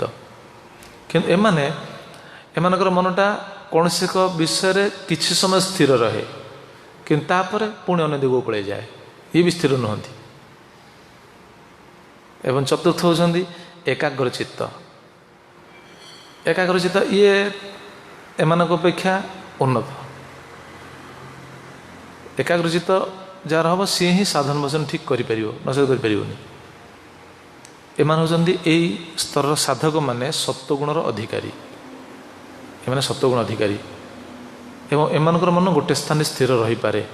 ଏମାନେ ଭଜନ କରିପାରନ୍ତି। ଇଏ ହେଲେ ଏକାଗ୍ରଚିତ୍ତ। ଏବଂ ପଞ୍ଚମ ହେଉଛନ୍ତି ସମାଧି। ଇଏ ଗୋଟେ ପ୍ରକାର ଚିତ୍ତ। ସମାଧି ଏଇ ଯେଉଁ ସ୍ତରର ସାଧକ, ଏମାନେ ସତ୍ୱ ରଜ ତମ ଠୁ ଏମାନେ ଉର୍ଦ୍ଧ୍ୱରେ ଥାଆନ୍ତି। ମାନେ ସତ୍ୱ ରଜ ତମ ତାଙ୍କ ଚିତ୍ତରୁ ଏଇ ଗୁଣର ପ୍ରଭାବ ଏତେ ନଥାଏ। ଏସବୁ ନିର୍ଗୁଣ ବସ୍ତୁ, ନିର୍ଗୁଣ ସ୍ତର ଯାହା କୁହାଯାଏ। ଚିତ୍ ବସ୍ତୁର ପ୍ରକାଶ ଘଟେ ସେମାନଙ୍କ ପାଖରେ। ଆଉ ବିଶେଷ କରି ତାମାନେ ନୁହେଁ ଯେ ଏଇଟା ଆମେ ଭାବିଯାଉଛୁ ଶୁଦ୍ଧ ଭକ୍ତଙ୍କ ସ୍ଥିତି। ନାଇଁ, ଶୁଦ୍ଧ ଭକ୍ତଙ୍କ ସ୍ଥିତି ଆହୁରି ଉର୍ଦ୍ଧ୍ୱରେ। ଶୁଦ୍ଧ ଭକ୍ତଙ୍କ ସ୍ଥିତି ଏଇଟା ନାହିଁ, ଏଇଟା ହେଉଛି ଯୋଗୀମାନଙ୍କ ସ୍ଥିତି। ମାନେ ସେମାନେ କ'ଣ କୁହାଯାଉଛି ସମାଧି ସ୍ତର। ସେମାନେ ଏଇସବୁ ଯୋଗୀଙ୍କ ସ୍ଥିତି। ସେମାନେ ସେ ସମାଧି ଅବସ୍ଥାରେ ନିର୍ବିଶେଷ ବ୍ରହ୍ମକୁ ଧ୍ୟାନ କରିପାରିବେ। ନିର୍ବିଶେଷ ବ୍ରହ୍ମକୁ ଧ୍ୟାନ କରି, ଯାହାକି ଜଡ଼ ଇନ୍ଦ୍ରିୟ ଦ୍ୱାରା ଗ୍ରାହ୍ୟ ନୁହଁ, ମାନେ ବୁଝିବା ସମ୍ଭବ ନୁହଁ। ସେ ନିର୍ବିଶେଷ ବ୍ରହ୍ମ ସେମାନେ ଚିନ୍ତନ କରିବେ ସମାଧି ଅବସ୍ଥାରେ ରହିକି। ଆମେ ସେଦିନ ଶୁଣୁଥିଲେ ନା, ଗୀତାର ଶ୍ଲୋକରେ ଶୁଣୁନଥିଲେ, ଯେଉଁ ଅଷ୍ଟାଙ୍ଗ ଯୋଗ ଅଛି, ପ୍ରତ୍ୟାହାର, ଧାରଣା, ଶେଷରେ ଯେଉଁ ରହିଥିଲେ ସମାଧି, ସେଇ ଶୁଦ୍ଧ ଭକ୍ତଙ୍କ ସ୍ଥିତି ଅଲଗା। ଶୁଦ୍ଧ ଭକ୍ତଙ୍କ ପାଇଁ ତାଙ୍କ ପାଇଁ ତ ଏଇଗୁଡ଼ା କିଛି ପ୍ରଯୁଜ୍ୟ ନୁହଁ। ତେଣୁ ଯାହା ବି ହଉ, ତ ଭକ୍ତି ଠାକୁର ଯାହା କହିଲେ, ଜୀବସ୍ୟ ଶୁଦ୍ଧ ସ୍ୱରୂପେ ଯତ ଶୁଦ୍ଧ ଚିତ୍ତଂ ତସ୍ମିନ୍ ମାୟା ଆବରଣ ରୂପ ଅବିଦ୍ୟାମଳ ଦୂଷିତ ସତି। ମାୟା ଆବରଣ ମାନେ ମାୟା ଏମିତି ଆବରଣ ହେଇଥାଏ, ମାନେ ଯେଉଁଟା ଅବାସ୍ତବ ସେଟା ବାସ୍ତବ ଭଳି ପ୍ରତୀୟମାନ ହେଉଥାଏ। ଯେଉଁଟା ପ୍ରେମ ନଥିବ, ପ୍ରେମ ଥିଲା ଭଳି ପ୍ରତୀୟମାନ ହେବ। ଜଗତରେ ଦେଖୁନାହାନ୍ତି, ଭଲ ପାଇବା ନଥିବ କିନ୍ତୁ ଲାଗୁଥିବ ଭଲ ପାଇବା ଅଛି।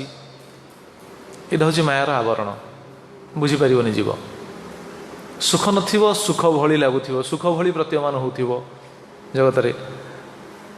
ସମ୍ବନ୍ଧ, ଆମର ଯେତେ ସମ୍ବନ୍ଧ ଅଛି, କୌଣସି ସମ୍ବନ୍ଧର ସତ୍ୟତା ନାହିଁ, କିନ୍ତୁ ସବୁ ସମ୍ବନ୍ଧ ଗୁଡ଼ାକ ସତ୍ୟ ଭଳିଆ ଲାଗୁଥିବ। ବର୍ତ୍ତମାନ ଦେଖୁନାହାନ୍ତି ଜଗତରେ ସେୟା ନାହିଁ, ସବୁ ସମ୍ବନ୍ଧ ଗୁଡ଼ାକ ସତ୍ୟ ଲାଗୁଛି କିନ୍ତୁ କୌଣସି ସମ୍ବନ୍ଧ ସତ୍ୟ ନାହିଁ। ଏଇଟା ହେଉଛି ମାୟାର ଆବରଣ। ସେଥିପାଇଁ ଭକ୍ତି ଠାକୁର କୁହନ୍ତି ତସ୍ମିନ୍ ମାୟା ଆବରଣ ରୂପ ଅବିଦ୍ୟାମଳ ଦୂଷିତ ସତି। ଅବିଦ୍ୟାମଳ ଦ୍ୱାରା ଚିତ୍ର କ'ଣ ହେଇଛି? ଦୂଷିତ ହେଇଯାଇଛି। ତଥାପି ଛାଡ଼ି ପାରୁନି ଜୀବ ଛାଡ଼ି ପାରିବନି। ଏସବୁ ସିଦ୍ଧାନ୍ତ ସେୟା।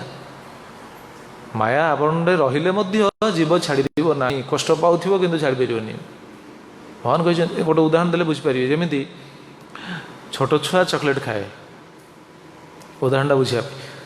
ଚକୋଲେଟ୍ ଖାଉଛି, ଚକୋଲେଟ୍ ଚାରିପଟେ ପିମ୍ପୁଡ଼ି ଲାଗିଛନ୍ତି। ଚକୋଲେଟ୍ ଖାଉଛି ନା ଛାଡ଼ି ଦେଉଛି ସିଏ? ଚକୋଲେଟ୍ ଖାଇବା ପାଇଁ ତାର ଇଚ୍ଛା ଅଛି, ଖାଉଛି। ଚକୋଲେଟ୍କୁ ସେ ଖାଉଛି, କିନ୍ତୁ ତା ଚକୋଲେଟ୍ ପିଛା ପିମ୍ପୁଡ଼ି ଲାଗିଛନ୍ତି, ସେ ଖାଉଛି। ପିମ୍ପୁଡ଼ି ମାନେ ତାକୁ କାମୁଡ଼ୁଛନ୍ତି। କାମୁଡ଼ିଲା ପରେ ବି, କାମୁଡ଼ିଲା ସତ୍ତ୍ୱେ ସେ ଚକୋଲେଟ୍କୁ ଛାଡ଼ି ପାରୁନି। ଚକୋଲେଟ୍ ସେ ଆସ୍ୱାଦନ କରୁଛି। ମାୟାର କଷ୍ଟଟା ଠିକ୍ ସେୟା। ମାୟା କଷ୍ଟ ଦେଉଛି, ଦୁଃଖ ଦେଉଛି, ସମସ୍ତେ ଜାଣିବେ କିନ୍ତୁ ଛାଡ଼ି ପାରିବେନି। କେତେ ସୂକ୍ଷ୍ମ ସିଦ୍ଧାନ୍ତ ଦେଖୁନାହାନ୍ତି। କଷ୍ଟ ଦୁଃଖ ସବୁ ଭୋଗୁଥିବେ, ସବୁ ଜାଣୁଥିବେ, କିନ୍ତୁ ଛାଡ଼ି ହେବନି। ତା ଆବରଣ ପଡ଼ୁଛି ଆଉ। ତସ୍ମିନ୍ ମାୟା ଆବରଣ ରୂପ। ଆବରଣ ରହିଛି, ପୁରା ଆଚ୍ଛାଦିତ ହୋଇଯାଇଛି ହୃଦୟଟା। ଅବିଦ୍ୟାମଳ ଦୂଷିତ ସତୀ। ଆମେ ମଧ୍ୟ ସେଭଳି। ସେଇଥିପାଇଁ ଏ ଅବସ୍ଥାରେ କ'ଣ ହୁଏ? ଭକ୍ତି ଠାକୁର ଯାହା କହିଲେ, ଦର୍ପଣସ୍ୟ କାର୍ଯ୍ୟଂ ଅକ୍ଷମତ୍ୱମ୍। ଦର୍ପଣର କାର୍ଯ୍ୟଟା ଅକ୍ଷମ ହେଇଯାଏ। ଦର୍ପଣର କାର୍ଯ୍ୟ କ'ଣ କି? ଦର୍ପଣଟା ରହିଛି, ଦର୍ପଣର କାର୍ଯ୍ୟ କ'ଣ? ପ୍ରତିବିମ୍ବିତ ହେବ। ଦର୍ପଣର କାର୍ଯ୍ୟ ନା। ଆଉ ଯଦି ଆଚ୍ଛାଦିତ ହୋଇଗଲା, ଧୂଳି ମଳି ଦ୍ୱାରା ଯଦି ଆଚ୍ଛାଦିତ ହେଲା, ପ୍ରତିବିମ୍ବ ଆସିବ କି ସେଠି? ସେ କଥା କହୁଛନ୍ତି, ଦର୍ପଣସ୍ୟ କାର୍ଯ୍ୟଂ ଅକ୍ଷମତ୍ୱମ୍। ଏଇଟା ଆମର ଶକ୍ତି ବି ନାହିଁ। ଏଇଟା କେବଳ ସାଧୁଗୁରୁଙ୍କ ପାଖରେ ସମର୍ପିତ ହେଇକି ଯଦି ସାଧନଟା କରିବା, ତେବେ ହେବ, ନଚେତ ହେବନି। ସେଥିପାଇଁ ଯାହା ଆମେ ଶୁଣିଲେ, ଦର୍ପଣସ୍ୟ କାର୍ଯ୍ୟଂ ଅକ୍ଷମ। ଆଚ୍ଛା, ପ୍ରଭୁପାଦ ମହାରାଜ କ'ଣ କହୁଛନ୍ତି ଦେଖନ୍ତୁ, ଏଇଟା କେମିତି ସମ୍ଭବ? ତାହେଲେ ଯେଉଁ ମହିଳାଟାକୁ ଆମେ କେମିତି ଦୂର କରିବା?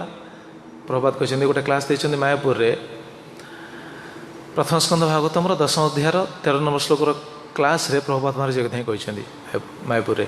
If someone purely chanting without any offence, maya can not touch him. ଦେଖନ୍ତୁ, ଭକ୍ତିବିନୋଦ ଠାକୁର ତାଙ୍କ ଟୀକାରେ ଯାହା ଲେଖିଲେ, ପ୍ରଭୁପାଦ ସେ ଜିନିଷ ଲେଖୁଛନ୍ତି। এই চেতদর্পণ শব্দରେ ହିଁ ପ୍ରଭୁପାଦ ଏଇଟା ଲେଖିଛନ୍ତି। If someone purely chanting without any offence, maya can not touch him. ଜପ କରିବ, ନାମ କରିବ, କିନ୍ତୁ ୱିଦାଉଟ୍ ଏନି ଅଫେନ୍ସ। ଏଇଟା ହିଁ ହେଉଛି ଚେତଦର୍ପଣ ମାର୍ଜନ। Without any offence, maya can not touch him. Maya ତାକୁ ଛୁଇଁ ପାରିବନି। ଆଉ ମାୟା ମାନେ କ'ଣ? ସାଧାରଣ ଲୋକ ଭାବନ୍ତି କ'ଣ ମାୟା ମାନେ? ପୁରୁଷ ଭାବୁଛି ସ୍ତ୍ରୀ ମୋ ପାଇଁ ମାୟା, ସ୍ତ୍ରୀ ଭାବୁଛି ପୁରୁଷ ମୋ ପାଇଁ ମାୟା। କେହି କାହା ପାଇଁ ମାୟା ନୁହନ୍ତି। ମାୟାଟା ଭିତରେ ଅଛି। ଏ ପ୍ରଭୁପାଦ ମହାରାଜ କୁହନ୍ତି, କୃଷ୍ଣ ବହିର୍ମୁଖତା ହିଁ ହେଉଛି ମାୟା। ଆଚ୍ଛା, ଆମ ପାଇଁ ମାୟା କ'ଣ? ସାଧକ ପାଇଁ। ସାଧକର ତ ସ୍ତ୍ରୀ ନାହିଁ, କି ସାଧକର ତ ସ୍ୱାମୀ ନାହିଁ। ହ্যাঁ, ଆମର ବର୍ତ୍ତମାନ ସ୍ତ୍ରୀ କିଏ, ସ୍ୱାମୀ କିଏ କହିନାହାନ୍ତି? ସ୍ୱାମୀ ତ ନିତ୍ୟ ସ୍ୱାମୀ ଭଗବାନ ରହିଲେ, କିନ୍ତୁ ସାଧକ ପାଇଁ ମାୟା କ'ଣ? ଏହା ଲାଭ, ପୂଜା, ପ୍ରତିଷ୍ଠା, ଈଶୋ ମାୟା। କାମ, କ୍ରୋଧ, ଲୋଭ, ଈଶୋ ମାୟା। ସାଧକ ପାଇଁ ଏସବୁ ହେଉଛନ୍ତି ବହୁତ ବଡ଼ ସମସ୍ୟାର ସମ୍ମୁଖୀନ କରାନ୍ତି। ତେଣୁ ପ୍ରଭୁପାଦ ସେ କଥା କୁହନ୍ତି, if someone purely chanting without any offence, maya can not touch him. Maya ତାକୁ ସ୍ପର୍ଶ କରିପାରିବ ନାହିଁ।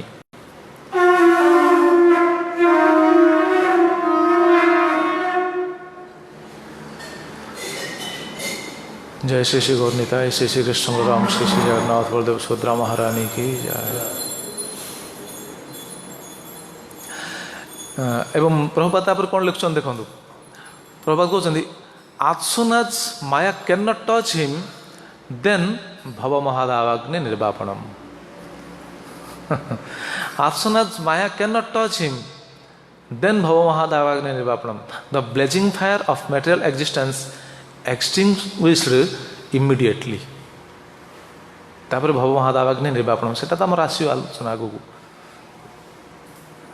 ଯେତେ ଶୀଘ୍ର ଆମର କ'ଣ, ଏଇ ଯେଉଁ ମାୟା ସ୍ପର୍ଶ କରିବନି, ଦୂରେଇଯିବ, ତାପରେ ଭବ ମହାଦାବାଗ୍ନିଟା ନିର୍ବାପିତ ହେବ ଇମିଡ଼ିଏଟଲି, ସାଙ୍ଗେ ସାଙ୍ଗେ। ବର୍ତ୍ତମାନ ଭବ ମହାଦାବାଗ୍ନି ଚାଲିଛି, ଜଳୁଛନ୍ତି ସମସ୍ତେ।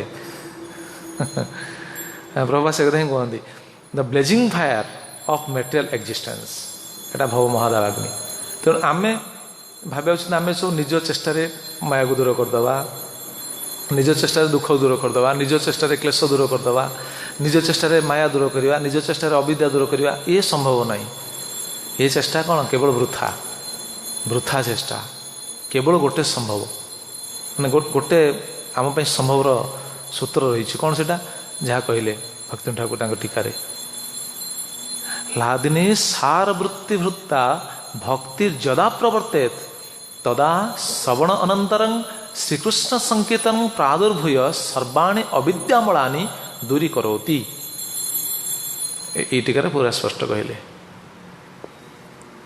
आमर सामर्थ्य ना शक्ति ना लादिनी सार वृत्ति पूर्व भी कथा कहते साधारण सारी पूर्व कथा कहते लादिनी सार वृत्ति भूता पूर्व कहते बर्तमान कहते लादिनी सार वृत्ति भूता भक्ति जदा प्रवर्तेत जिते भक्तिटा आसव तदा श्रवणानंतरं तापर श्रवण पर श्रीकृष्ण संकीर्तन प्रादुर्भूय श्रीकृष्ण संकीर्तन आरंभ हो सर्वाणी अविद्यामलानि दूरी करोति तापर समस्त अविद्या दूर हम ये जो चेत दर्पण मार्जन हम से आम खाली भाव आम तो दीक्षा नहीं जाइए आम तो पूरा चित्तरूपक दर्पण मार्जन हो ना यहाँ संभव नहीं आमको यही रास्तार ही जाओ पड़ो खाली दीक्षा नहीं गले हेनी आमको यही रास्ता कौन प्रथम जहाँ क्रमटा को सब मन रखिए शास्त्रीय श्रद्धा पूर्व आम शुणुले जहाँ टीकार जहाँ कहते भक्ति ठाकुर शास्त्रीय श्रद्धा तापर नाम तत्वविद गुरु ग्रहण एवं नाम तत्वविद गुरुंर पादाश्रित पादाश्रित है तत्वश्रवण पर शास्त्र एवं लीला प्रति श्रद्धा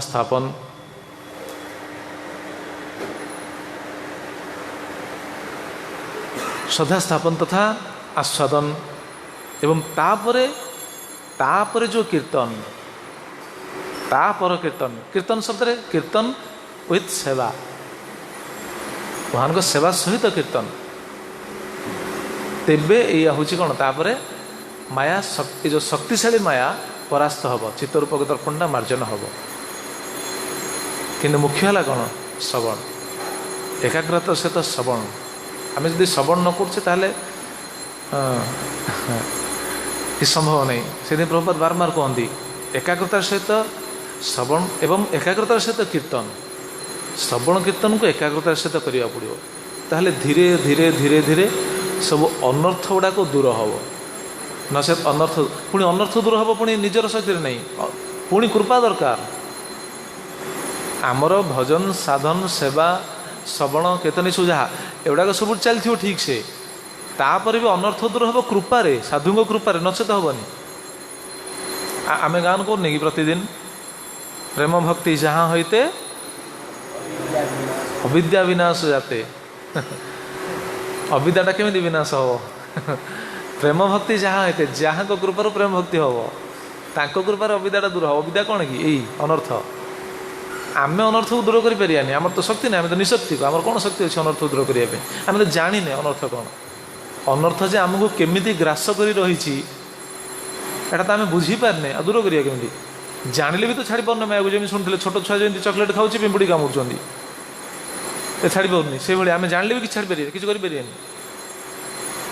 प्रेम भक्ति जहाँ होते अविद्या विनाश जाते वेदे गाए जार चरित देखो तमें अनर्थ दूर हम क्या कृपार वेदे गाए जार चरित जहाँ चरित वेदरे गान कर वेदरे जहाँ चरित गान कर बारंबार कहार गुरु साधु तांकरी चरित तांकरी कृपार अनर्थ दूर हम अच्छा गुरु कृपा करिए कहीं प्रश्न आस गुरु कहीं कृपा करिए अनर्थ दूर हाँपाई जब प्रार्थना करिया गुरु कौन कृपा करदे सागे सागे ना गुरु कहीं कृपा करिए आम गुरु किसी कले तो सी कृपा करिए ना ना नहीं आम गान कर दौचे ना सबुदिन प्रेम भक्ति जहाँ होते अविद्या विनाश जाते वेदे गाए जार चरित जहाँ को कृपार अविद्या दूर हो जाए प्रेम भक्ति प्राप्त हो जाए स्वीकार कर सबुदिन ठीक अच्छे ये तो सिद्धांत किंतु तांको कृपार जो अविद्याटा दूर हम अनर्थ दूर हम कहीं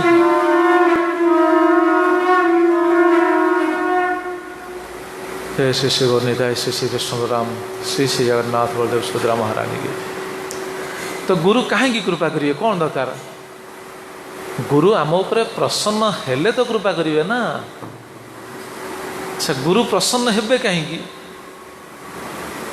जदिव गुरु नजर समस्ते सामान जमी भगवान नजर समस्ते सामान भगवान गीतार कहना भगवान नजर समस्ते सामान गीतार कौन श्लोक कहले समहं सर्वभूतेषु न मे दोषस्ति न प्रिय कि तापर कौन कहते जे भजन्ति तो मां भक्त्या मयि तेषु चाप्यहम जदि मु समस्त प्रति समान क्या दोष करे ना कहीं मोर प्रिय ना कि जी मोर भजन करे सी मोटू दूरे जाए ना मुझे दूरे जाए ना ठीक से भाई गुरु नजरटा समस्त प्रति समान गुरु दृष्टि समस्त प्रति समान गुरु समस्त कृपा करती किंतु कृपा जदि विचार करे आमको कृपा करेंगे कहीं कृपा दृष्टिटा समस्त प्रति रही आम खाली जाई खाली गुरु बाहर गुरुदेव कृपा कर कृपा कर कृपा कर मुंड खाली पिटिया गुरुदेव कौन कृपा करदे ना इन मुंड पिटिले आम किसी गोटे साधारण कथा देखुना दुई जन व्यक्ति परस्पर परस्पर को ठीक से मिशुना जमी गोटे उदाहरण दिज्व आम जन पानी ग्लासटे दौचे पानी ग्लासटे देलापर सी कौन कौच थैंक यू साधारण मु उदाहरण दूसरी आम जन किसी देले सी थैंक यू धन्यवाद दूसरी आम जब किसी दबानी किसी संबंध नथिबो ताले सी ता रास्तार ये ता रास्तार से हूँ कि नहीं ताले आम गुरु सहित संबंध जोड़िले कौन गान करछे गुरु जो जन्मे जन्मे प्रभु से चक्षुदान दिल जे जन्मे जन्मे प्रभु से जन्मे जन्मे प्रभु बोले आम गान करछे ताले जन्मे जन्मे जदि से आमर प्रभु ताले तांको प्रति आमर किछि तो कर्तव्य अछि ना से कर्तव्यटा कले सिना गुरुदेव कृपा करिवे आ खाली गुरुदेव कृपा कर खाली पाद छुईवा खाली ये करिया एटा कौन हबो ना जमा नुह गुरुदेव जानी ये खाली भावुकता ये खाली सेंटिमेंट किसी नहीं गुरुदेव से देखते ये से गुरुदेव आदेशटा पालन करिया होची बड़ कथा गुरुदेव आम करुचे कौन गुरुदेव जो निर्देश देते गुरुदेव वाक्य को पालन करुचे कि गुरुदेव सेवा करुचे कि गुरु सेवा पुणी दुई प्रकार कौन कौन दुई प्रकार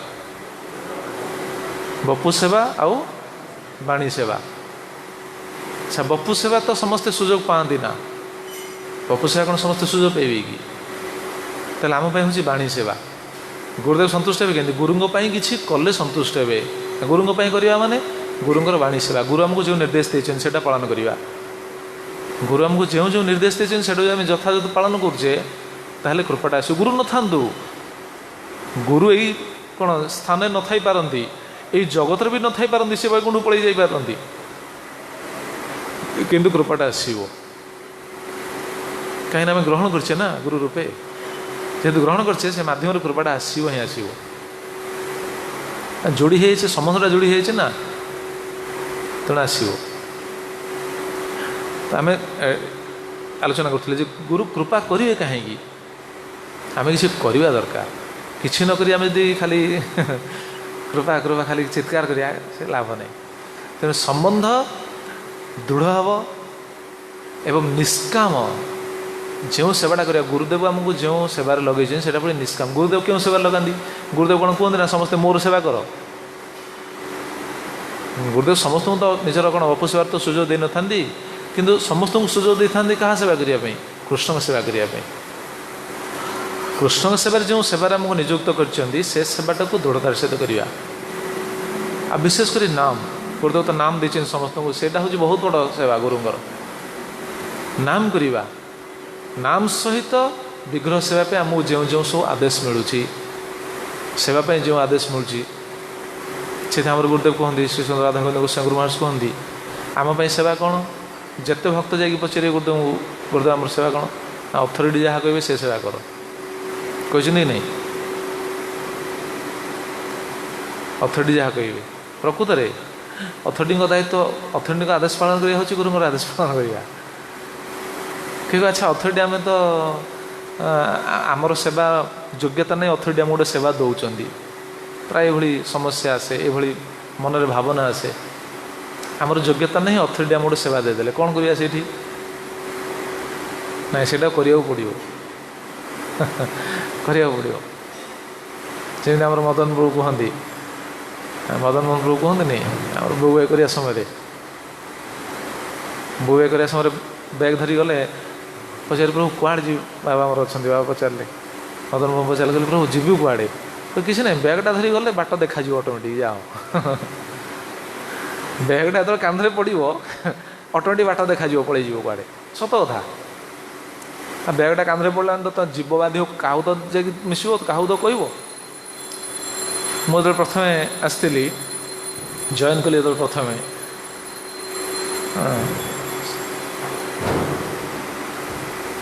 ମୋତେ ସାଙ୍ଗେ ସାଙ୍ଗେ ପଠେଇଲେ ଅଟଳାକୁ ପଠେଇଲେ। ଅଟଳାରେ ସେ ସମୟରେ ଜଣେ ରୋଷେଇଆ ଆବଶ୍ୟକ ଅଛନ୍ତି, ରୋଷେଇଆ ନାହାନ୍ତି ସେଇଠି। ମୋତେ ମଦନ ବାବୁ ପଚାରିଲେ ଆଚ୍ଛା ରୋଷେଇ ଜାଣିଛ? ମୁଁ କହିଲି ପ୍ରଭୁ ମୁଁ ଜାଣିନି ଠିକ୍ ସେ। ଠିକ୍ ଅଛି କିଛି ଅସୁବିଧା ନାହିଁ, ସେଠିକି ଚାଲ, ସେଇଠି ଗଲେ ଜାଣିଦେବ। ସେଠି ଗଲି, ରୋଷେଇ ମୁଁ ଯାହା ଜାଣିଥିଲି କିଛି ଜାଣିଥିଲି। କହିଲେ ନାଇଁ ସେଠି ଚାଲ, ସେଠି ଗଲେ ଅଟୋମେଟିକ୍ ଜାଣିଦେବ। ସେଠି କହିବା ତାତ୍ପର୍ଯ୍ୟ ଆମର ଯୋଗ୍ୟତା ନାହିଁ, କିନ୍ତୁ ଯେଉଁଟା ଆମେ କହୁଛେ ସେଇଟା କରିବାକୁ ପଡ଼ିବ। ସେଇଟା କଲା ପରେ ପୁଣି ସେଠି ତ ହେଲା, ପୁଣି ସେ ସେବା ତ ପୁଣି ହେଲା। ତେଣୁ ହେବ ଆକ୍ଚୁଆଲି କ'ଣ କି ଏଇଟା ହେଉଛି ଆମର ସମର୍ପଣର ଭାବ। ଆମର ସେ ଭାବନାଟା ଆସିନି, ବାରମ୍ବାର ଶୁଣିଲା ପରେ ସେ ଭାବନାରେ ଆମେ ଦୃଢ଼ ହେବା। ସମର୍ପଣର ଭାବ ବିଚାର କରିନେବା ଉଚିତ। ଆମ ପାଇଁ ଯଦି ଗୋଟେ ସେବା କ'ଣ ନିର୍ଦ୍ଦେଶ ଆସୁଛି ତାହେଲେ ସେଇଟା ଗୁରୁଙ୍କ ନିର୍ଦ୍ଦେଶ ବୋଲି ବିଚାର କରିବା ଉଚିତ। ଅଥରିଟି ନିର୍ଦ୍ଦେଶ କରିପାରନ୍ତି କିନ୍ତୁ ସେଇଟା ଗୁରୁଙ୍କ ନିର୍ଦ୍ଦେଶ। ଆମେ ଯଦି ସେଇ ନିର୍ଦ୍ଦେଶକୁ ପାଳନ କରି ଯଦି ନିଷ୍ଠାର ସହିତ ସେବା କରୁଛେ, ନୋ ଡାଉଟ୍ କୃଷ୍ଣ କୃପା ଆସିବ, ଗୁରୁ କୃପା ଆସିବ। ଏଇଟା ନିଃସନ୍ଦେହ, ନିଶ୍ଚିତ ଆସିବ। କାହିଁକିନା ଆମେ ଯେଉଁ ସେବାଟା କରୁଛେ କାହା ସେବା କରୁଛେ କି? ଏଟା ମାୟାର ସେବା କରୁନେ ନା, ଭଗବାନଙ୍କ ସେବା କରୁଛେ ନା। ଦାସ ଦାସାନୁଦାସ ସେଦିନ ଆମେ ଶୁଣୁଥିଲେ ନା ଗୀତାର ଶ୍ଲୋକରେ, ଦାସ ଦାସାନୁଦାସ ଆମେ ଶୁଣୁଥିଲେ। ତେଣୁ ଆମର ତ ପରମ୍ପରାଟା ସେୟା। ତେଣୁ ଆମକୁ ସବୁ ସେବା ଯଦି ଦିଆହେଇଛି ସେବାଟା କରିବାକୁ ପଡ଼ିବ। ଯଦି ଆମ ଦ୍ୱାରା ସେ ସେବା ନ ହେଇପାରିଲା କିଛି ଅସୁବିଧା ନାହିଁ। ଆମ ଦ୍ୱାରା ଯଦି ସେ ସେବାଟା ସୁଷ୍ଠୁ ଭାବେ ନ ହେଇପାରିଲା ତାହେଲେ ପୁଣି ଅଥରିଟି ଆମକୁ ଚେଞ୍ଜ କରିଦେବେ, ଆଉ ଗୋଟେ ସେବା ଦେବେ। ଆମର ତ ଜୀବନ ତ ସେବା ପାଇଁ ସମର୍ପିତ ନା, ଭଗବାନଙ୍କ ସେବା ପାଇଁ ସମର୍ପିତ। ଗୋଟେ ସେବା ନହେଲା ଆଉ ଗୋଟେ ସେବା ଦିଆଯିବ, ସେ ସେବା ନହେଲା ସେବା ଦିଆଯିବ। କିନ୍ତୁ କହିବା ତାତ୍ପର୍ଯ୍ୟ ସେବାରେ ଷ୍ଟିକ୍ ଅଫ୍ ହେଇକି ରହିବାକୁ ପଡ଼ିବ, ଲାଗି ରହିବାକୁ ପଡ଼ିବ, ଆମେ କରିବାକୁ ପଡ଼ିବ, ଢିଲା କଲେ ହେବନି। ଆମେ ଭାବିବା ଉଚିତ ନା ଆମେ ନ କରିକି କୃପା ପାଇଛୁ, ନା ଏଇଟା ସମ୍ଭବ ନାହିଁ। କୃପା ମିଳିବ ସେବାରେ, ନାମରେ। ଆଉ ସେବା କଲେ ହିଁ ନାମରେ ରୁଚି ଆସିବ, ନଚେତ ହେବନି। ଦୁଇଟି ଯାକ ପରିପୂରକ। ସେବା କଲେ ନାମରେ ରୁଚି ଆସିବ, ନାମ କଲେ ସେବାରେ ରୁଚି ଆସିବ, ଦୁଇଟି ଯାକ ପରିପୂରକ। ଭକ୍ତିର ସମତ ସିନ୍ଧୁରେ ସେ କଥା କୁହାହେଇନି କି? କ'ଣ ସେ ଶ୍ଲୋକ? ଅଥ ଶ୍ରୀକୃଷ୍ଣ ନାମାନି ନ ଭବେତ୍ ଗ୍ରାହ୍ୟମ୍ ଇନ୍ଦ୍ରିୟ ସେବନ୍ମୁଖ ହି ଜୁହାଦୌ ସ୍ୱୟଂ ଏବ ସ୍ଫୁରତି ଅଦ। ଅଥ ଶ୍ରୀକୃଷ୍ଣ ନାମାନି ନ ଭବେତ୍ ଗ୍ରାହ୍ୟମ୍ ଇନ୍ଦ୍ରିୟ, ଏ ଗ୍ରାହ୍ୟ ଇନ୍ଦ୍ର ଦ୍ୱାରା ନାମଟା ବି ଆସିବ ନାହିଁ। ସେବା କରିବା ଦ୍ୱାରା ଇନ୍ଦ୍ରମାନେ ସବୁ ଶୁଦ୍ଧ ହେବେ, ତାପରେ ନାମଟା ସ୍ଫୁରିତ ହେବ। ଏସବୁ କହିବା ତାତ୍ପର୍ଯ୍ୟ କ'ଣ କି? ଚେତ ଦର୍ପଣ ମାର୍ଜନ ହେବ ସେତେବେଳେ, ନଚେତ ହେବନି। ବର୍ତ୍ତମାନ ଭାବଟା କ'ଣ କହିଲା ମାନେ ଅଡ଼ୁଆ, କିନ୍ତୁ ଠିକ୍। ଆମେ ସବୁ ଅନ୍ୟକୁ ଦେଖ, ସିଏ ତ ସେବା କରୁନି ମୁଁ କାହିଁ କରିବି, ସିଏ ତ ଏଇଟା କରୁନି ମୁଁ କାହିଁ କରିବି। ଆରେ ଭାଇ ଯାହାର ଯୋଗ୍ୟତା ଯାହା ତାକୁ ସେ ସେବା ଦିଆଯାଇଛି। ଆମେ କ'ଣ କମ୍ପିଟିସନ୍ କରିବା, କମ୍ପିଟ୍ କରିବା ନା? ସିଏ ସେଇଟା କରୁନି ମୁଁ କରିବିନି। ଗୋଟେ ସାଧାରଣ ବାହାର ଉଦାହରଣ ଦ୍ୱାରା ଏଇଟା ବୁଝାଯାଇପାରେ। ବାହାର ଉଦାହରଣ ଦେଖୁନାହାନ୍ତି, କାହା ଦ୍ୱାରା କ'ଣ ହେବ ସେଇଟା ଅଥରିଟି ଜାଣିଛନ୍ତି ନା, ଗୁରୁ ଜାଣିଛନ୍ତି, ଅଥରିଟି ଜାଣିଛନ୍ତି। କାହା ଦ୍ୱାରା କ'ଣ ହେବ ସେଇଟା ଜାଣିଛନ୍ତି। ଆମେ ଯଦି କମ୍ପିଟିସନ୍ କରିବା ନା ସିଏ ତ ସେଇଟା କରୁନି ମୁଁ କାହିଁ କରିବି। ଗୋଟେ ଉଦାହରଣ ଦିଆଯିବ, ଅଫିସରେ ଅଫିସର ବସିଛନ୍ତି, କ୍ଲର୍କ ଅଛନ୍ତି, ପିଅନ ଅଛି। ପିଅନ କହେ ମୁଁ କାହିଁ ଏତେ ଖଟିବି, ଅଫିସର ତ ଖଟୁନି, ସେ ତାର ଖାଲି ଚେୟାରରେ ବସିଛି, ମୁଁ କାହିଁ ଖଟିବି। ତାହେଲେ ବିଚାର କରନ୍ତୁ ତାର ବିଚାରଟା ଠିକ୍ କି? ଅଫିସର କହ ମୁଁ କାହିଁ, ପିଅନ କହେ ମୁଁ କାହିଁ ଏତେ ଖଟିବି, ମୋର କ'ଣ ଦରକାର। ଅଫିସର ତ ଖଟୁନି, ସିଏ ତ ଖାଲି ବସି ଖାଲି ସିଗ୍ନେଚର ମାରୁଛି, ସିଏ ଖାଲି ଫାଇଲରେ ଦସ୍ତଖତ ମାରୁଛି, ମୁଁ କାହିଁ ଏତେ ପରିଶ୍ରମ କରି, ମୋର କ'ଣ ଦରକାର। ଆରେ ଭାଇ ତୁମେ ପରିଶ୍ରମ ତୁମ ଅଧିକାରଟା ସେୟା ନା, ତୁମ ଅଧିକାରଟା ସେୟା। ତ ସେଇ ଅଧିକାରରେ ତୁମେ ଯଦି ସେବା କରିବ ତାହେଲେ ଅଥରିଟି ଖୁସି ହେବେ। ଆମର ଅଧିକାରଟା ସେୟା, ଆମର ଯାହାର ଯେଉଁ ଅଧିକାର ଅଛି, ଯାହାର ଯେଉଁ ଯୋଗ୍ୟତା ଅଛି, ସେଇ ଯୋଗ୍ୟତାଟାକୁ ଭଗବାନଙ୍କ ସେବାରେ ନିଯୁକ୍ତ କରାଯାଉଛି। ଏଇଟା ହେଉଛି ସାଧୁଗୁରୁଙ୍କର କ'ଣ, ଏଇଟା ହେଉଛି କ'ଣ କୁହାଯିବ, ସିଷ୍ଟମଟା ହେଉଛି ଏହା। ଯେଉଁ ଯୋଗ୍ୟତା ଆପଣ ବିଚାର କରୁନାହାନ୍ତି, ଆମେ ଯେତେବେଳେ ଯିବା ଭଗବାନଙ୍କ ଧାମକୁ, ଦିନେ ନା ଦିନେ ଯିବା ବୋଲି ବିଶ୍ୱାସ ଅଛି, ଉଦ୍ଦେଶ୍ୟ ହେଉଛି ଭଗବାନଙ୍କ ଧାମ ହେଉଛି। ଆଚ୍ଛା ଭଗବାନଙ୍କ ଧାମ ଗଲା ପରେ କ'ଣ କରିବା? ଭଗବାନଙ୍କ ଧାମ ଗଲା ପରେ ଆମେ କହିବା ମୁଁ ଖାଲି ବସି ନାମ କରି ହେବ? ସେଠି କ'ଣ ମାଳି ଅଛି ନା ବସି ନାମ କରିବି ଖାଲି ବସି ସେଠି ଭଗବାନଙ୍କ ଧାମରେ? ନା ସେଟା ଆମେ ଯିବା ନା ମୁଁ ଖାଲି ସେଠି ବସି କୃଷ୍ଣ ବସ ମୁଁ ପ୍ରବଚନ ଦେଇ ବସ ଶୁଣ, କୃଷ୍ଣ ସେଠି କହିବା ନା କୃଷ୍ଣ ବସ ପ୍ରବଚନ ଦିଆ ହବ ଶୁଣ, କିଛି ତ ନାହିଁ। ସେଇଟା କ'ଣ, ସେ ସେବା କରିବାକୁ ପଡ଼ିବ ନା, ସେଇଠି ସେବା କରିବାକୁ ପଡ଼ିବ। ତେଣୁ ଏଇ କହିବା ତାତ୍ପର୍ଯ୍ୟ ନାମଟା ସୁଷ୍ଠୁ ଭାବେ ହେବ, ସେବା ଯଦି ଠିକ୍ ଭାବେ ହେବ ତାହେଲେ ନାମଟା ଠିକ୍ ହେବ, ନଚେତ ହେବନି। ଏଇ ପରିପୂରକ ବା ସେବାରେ ଯଦି ଢିଲା, ଆପଣ ଦେଖନ୍ତୁ ଏଇଟା ପୁରା ଖୋଲା କଥା, ଯାହାର ସେବାରେ ରୁଚି ନାହିଁ ସିଏ ନାମ ଠିକ୍ କରିପାରିବ ନାହିଁ। जार सेवार रुचि नहीं तार अनर्थ दूर हेनी जार सेवार रुचि नहीं ता मन में विभिन्न विकार आसो सी सब कंपिटिशन सी तो कौन कहीं करी यही भावटा तार सब आसी असहिष्णु हो सही पार कार किसी उन्नति होची किसी क्या प्रशंसा मिल जाऊँगी सही पारे ताने चित्त आमर मार्जित होनी ये मार्जन प्रक्रिया करवा दरकार से कथा कहूँ देखो भक्ति ठाकुर से कथा कहते अच्छा अलग कौन सी प्रक्रिया हम कि आउरी सिद्धांत रही अनादिकाल तो यू कौन चित्त तो दूषित होकर रही अलग कौन सी उपाय चित्तटा मार्जित हम कि जमी कर्म ज्ञान योग विभिन्न प्रकार विधि अच्छी ता द्वारा चित्त मार्जित हम कि ना केवल परम विजयते श्रीकृष्ण संकीर्तनम आउ कौन सी उपाय चित्त मार्जित हेनी आम कह मुझे तपस्या करी आम तो जाचे कि साधारण लोक जदि कह आम तपस्या करी चित्त को शुद्ध करूँ ना यहाँ संभव ना अलग कौन सी उपाय हेनी कौन सी उपाय नहीं जमी देखुना हिरण्यकशिपु तपस्या करते हिरण्यकशिपु दीर्घ वर्ष तपस्या तपस्या कर ब्रह्मा को संतुष्ट करते सब किसी कले चित्तटा शुद्ध है कि चित्तरूपक दर्पण कौन मार्जित है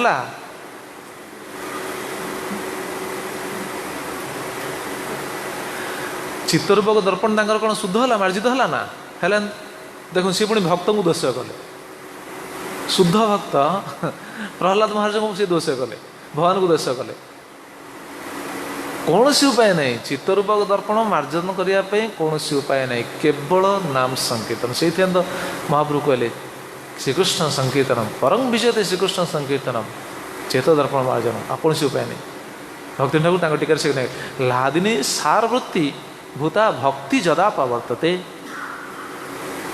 जिते लादिनी सार वृत्ति ये जो भक्तिटा आसो हाँ ये पॉइंट में आलोचना करें मुझे पशिली भर को गुरु कहीं कृपा करेंगे गुरु कृपा करें ये देखिए आम गुरुंप कौन करे गुरु निर्देश को केते पालन करे गुरु क्यों था कि गुरु स्थानटा क्यों कि गुरु स्थान क्यों गुरु स्थान ये नहीं आसी था ये गुरु स्थान क्यों गुरु आसी था यही जगत को यही जगत में स्थान नहीं स्थान गोलक धाम सी जगत को आसी था भगवत प्रेरित आम कहे ना कृष्ण प्रेष्ठ स्थान है से गुरुवाष्टम नहीं निकुंज जून प्रतिकेड़ी सिद्धि सी नित्य निकुंज सी कौन आमर से गौरव गोस्वामी गुरु महाराज तिरुभाव समय से आर्टिकलटा पढ़ती आमर भूपेन्द्र प्रभु मत बहुत बढ़िया लगे मैं कही भी प्रभु आप जो आर्टिकलटा लिखिं बढ़िया माने मो हृदय को स्पर्श कर स्मरण थी कहार से गोटे आर्टिकल पढ़ते पाठ करते तिरुभाव समय गुरुदेव तिरुभाव समय पाठ करती समस्त ये खोजुंट कुआड़े गले गुरुदेव किंतु गुरुदेव ये ना गुरुदेव कौट अच्छा गुरुदेव जाकि नित्य धाम राधाकृष्ण नित्य मिलन सी जा सहायता कर बढ़िया मत एत माने आस्वादन लगे से आर्टिकल शुणिले बहुत आस्वादन लगे प्रकृत गुरु स्थान है से गुरु ये जगत नुहति ये जगत को पठाई भगवान पठे कि बेले बेले गुरु निज इच्छा आसती जीव मान प्रति दया प्रदर्शन कर प्राय भगवत इच्छा आसी था कारण भगवान जमी जीवर कल्याण चाहती कल्याण हम केमी निजे कहीदे ना सुहृदं सर्वभूतानां समस्त कल्याण भगवान चाहते कल्याण हम केमी कल्याण हम प्रेम पाइले तो कल्याण हम प्रेम पाइब केमी जीव तेणु गुरु को पठे था तेणु गुरु आसिक जगत में आम भली बद्ध जीव मानू कृष्ण सेवार नियुक्त करता तेणु आमर निजर किसी शक्ति ना केवल शक्ति हूँ कृपा गुरुंर कृपा साधुगुरु कृपा से शक्ति आम आम भाव्या उचित नुह आम सब साधन करी सिद्ध हो नहीं कलिजुगे ये बहुत बड़ कौन भूल विचार साधन सिद्ध भी कलिजुगे पाइबा कष्ट से गुरु से कौन से तो सिद्ध भूमिका से हूँ नित्य सिद्ध ना नहीं से नित्य सिद्ध कि नहीं ना से साधन सिद्ध से नित्य सिद्ध अच्छा आम साधन कर सिद्ध हो पार कि जदिव साधन किंतु कलिजुगे साधन सिद्ध पाइबा भी कष्ट कहीं साधन ठीक कले तो सिद्ध हे साधन तो ठीक हो पार कली जुगे मायार प्रभाव एत रही मन तो स्थिर रही किए साधन करी सिद्ध हम कहले कली जुगे साधन करने समर्थ मन आम स्थिर मन कुआडे पड़ जाऊँगी साधन सिद्ध भी कली जुगे ना कहले चले केवल गोटे सिद्ध अच्छा कौन सेटा कौन जानते कृपा सिद्ध केवल कृपा सिद्ध कृपा ही आम आवश्यक आउ कि ना साधुगुरु कृपारे किसी हम नचेत किसी हेनी आम साधन कर शक्ति नहीं आमर से कथा भक्ति ठाकुर कहले लादिनी सारवर्ती भूता भक्ति जदा प्रवर्तित लादिनी सार वृत्ता भक्तिटा जो आसो केमी आसो साधुगुरु कृपार आसो आमे आमे केते बड़ भाग्यवान जे शुद्ध साधुंकर आम पादाश्रित होइछे आमर गोटे कौन कह प्रभुपाद भाषा जो फल सिगो ना आमे गुरु ग्रहण करछे एटा आम कौन एटा कौन फल सिगो ना रियल इगो कौन कह आमे गुरु ग्रहण करछे आम गुरु तो शुद्ध ना तेणु आम जो गुरु ग्रहण करछे ठीक ना भूल हाँ ये भावनाटा ठीक ना भूल हाथ टेकिले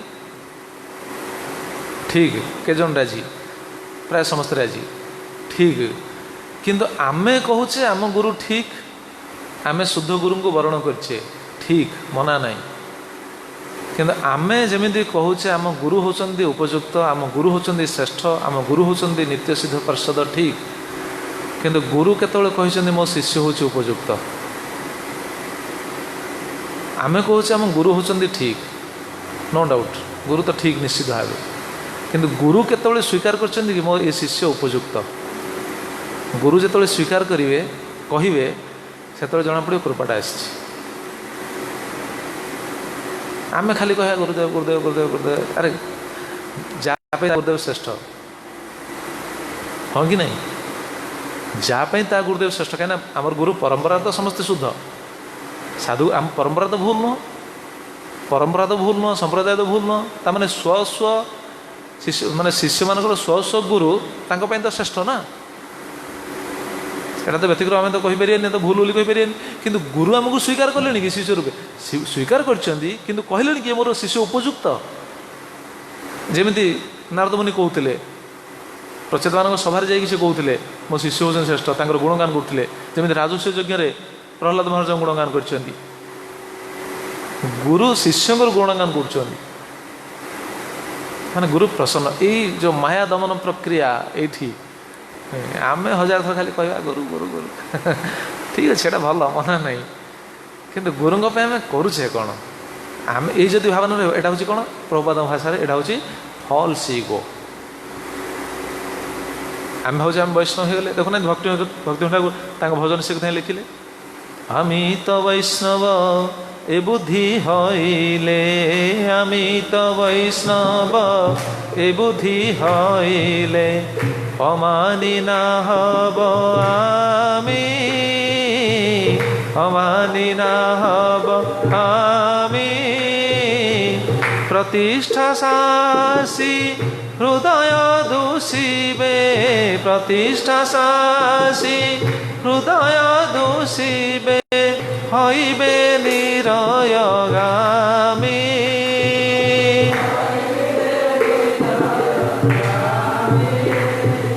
देखो केते स्पष्ट नचेत ये फल शिव आम तो वैष्णव आम तो गुरु ग्रहण कर वैष्णव हो आम भावना आम वैष्णव हो गले आम गुरु ग्रहण कर वैष्णव हो गले आम वैष्णव हेले ठीक अच्छी कि आम कौन वैष्णव प्रकृत में होइचे कि जदि वैष्णव होइचे ताले महाप्रभुଙ୍କର निर्देश कौन आम प्रति जदि स्नेह थाके सवाकार तबे कृष्ण व्यतिरेक ना गाइबार ताहले वैष्णव जदि मो प्रति स्नेह अच्छी आम तो परंपरा महाप्रभु धारा आसचे ताले मो प्रति जदि स्नेह अच्छी मत जदि भल पाउछ ताले कृष्ण व्यतीत आउ किछि कहबो नाही नाम व्यतीत आउ किछि कहबो नाही शयने सपने जागरणे सब ए कथाटा कह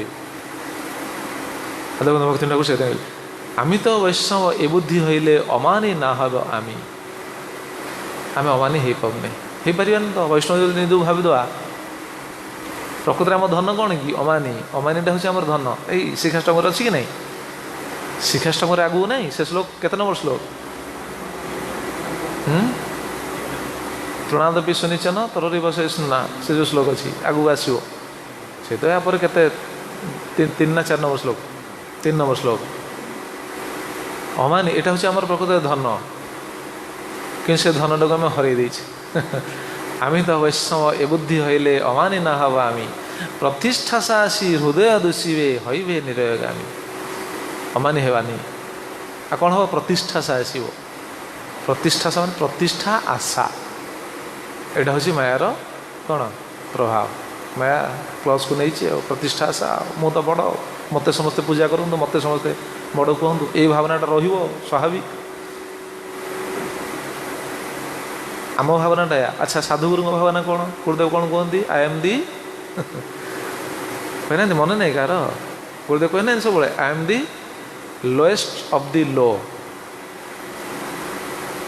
ସାଧୁଙ୍କର ଭାବନା କିଭଳି ହେବ? ଏଇ ଭାବନାଟା ରହିବା ଉଚିତ। ଏଇଟା ଆସୁଛି ନା? ଆସିବନି। ଆମେ ତ ବୈଷ୍ଣବ ଏ ବୁଦ୍ଧି ହଇଲି ପ୍ରତିଷ୍ଠା ଆସି ହୃଦୟ ଦୂଷିବେ। ମାୟା ଧରିବ, ମାୟା ଧରିଲା ମାନେ ହୃଦୟ ଦୂଷିତ ହେଲା, ହୃଦୟ ପୁଣି ଦୂଷିତ ହେଇଗଲା। ହୃଦୟ ଦୂଷିତ କାହିଁକି ଏଇଟା ଆଲୋଚନା କରୁଛେ? ଚେତ ଦର୍ପଣ ମାର୍ଜନ, ଚିତ୍ତରୂପକ ଦର୍ପଣଟା ପୁଣି କ'ଣ ଆଚ୍ଛାଦିତ ହେଇଗଲା। ଆଉ ଗତି କୁଆଡ଼େ? ହଇବେ ନିରୟଗାମୀ। ଭକ୍ତିନାଥ ଠାକୁର ଟୀକାରେ କ'ଣ କହୁଛନ୍ତି ଦେଖନ୍ତୁ, ଭଜନରେ କ'ଣ କହୁଛନ୍ତି ଦେଖନ୍ତୁ, ନର୍କକୁ ଚାଲିଯିବା। ଆଉ ପ୍ରେମ କେଉଁଠି ପାଇବା? ସମ୍ବନ୍ଧ ଅବିଧେୟ ଶେଷରେ ହେଲା ପ୍ରୟୋଜନ ବସ୍ତୁ ହେଲା ପ୍ରେମ। ପ୍ରେମ କୁଆଡ଼େ ପାଇବା? ତ ନର୍କକୁ ଯିବା କଥା କୁହାଗଲା। ତେଣୁ ସବୁ ସମୟରେ କିଭଳି ରହିବା ସେ କଥା ହିଁ କହି, ନିଜ ନିଜେ ଶ୍ରେଷ୍ଠ ଜାନି ଉଚ୍ଚିଷ୍ଟାଦି ଦାନେ, ନିଜେ ଶ୍ରେଷ୍ଠ ଜାନି ଉଚ୍ଚିଷ୍ଟାଦି ଦାନେ, হবে অভিমান ভার, হবে অভিমান ভার, তাই শিষ্য হই থাকিব সর্বদা, তাই শিষ্য হই থাকিব সর্বদা, না লইব পূজাকার, না লইব আমি, না লইব পূজাকার, আমি না লইব পূজা।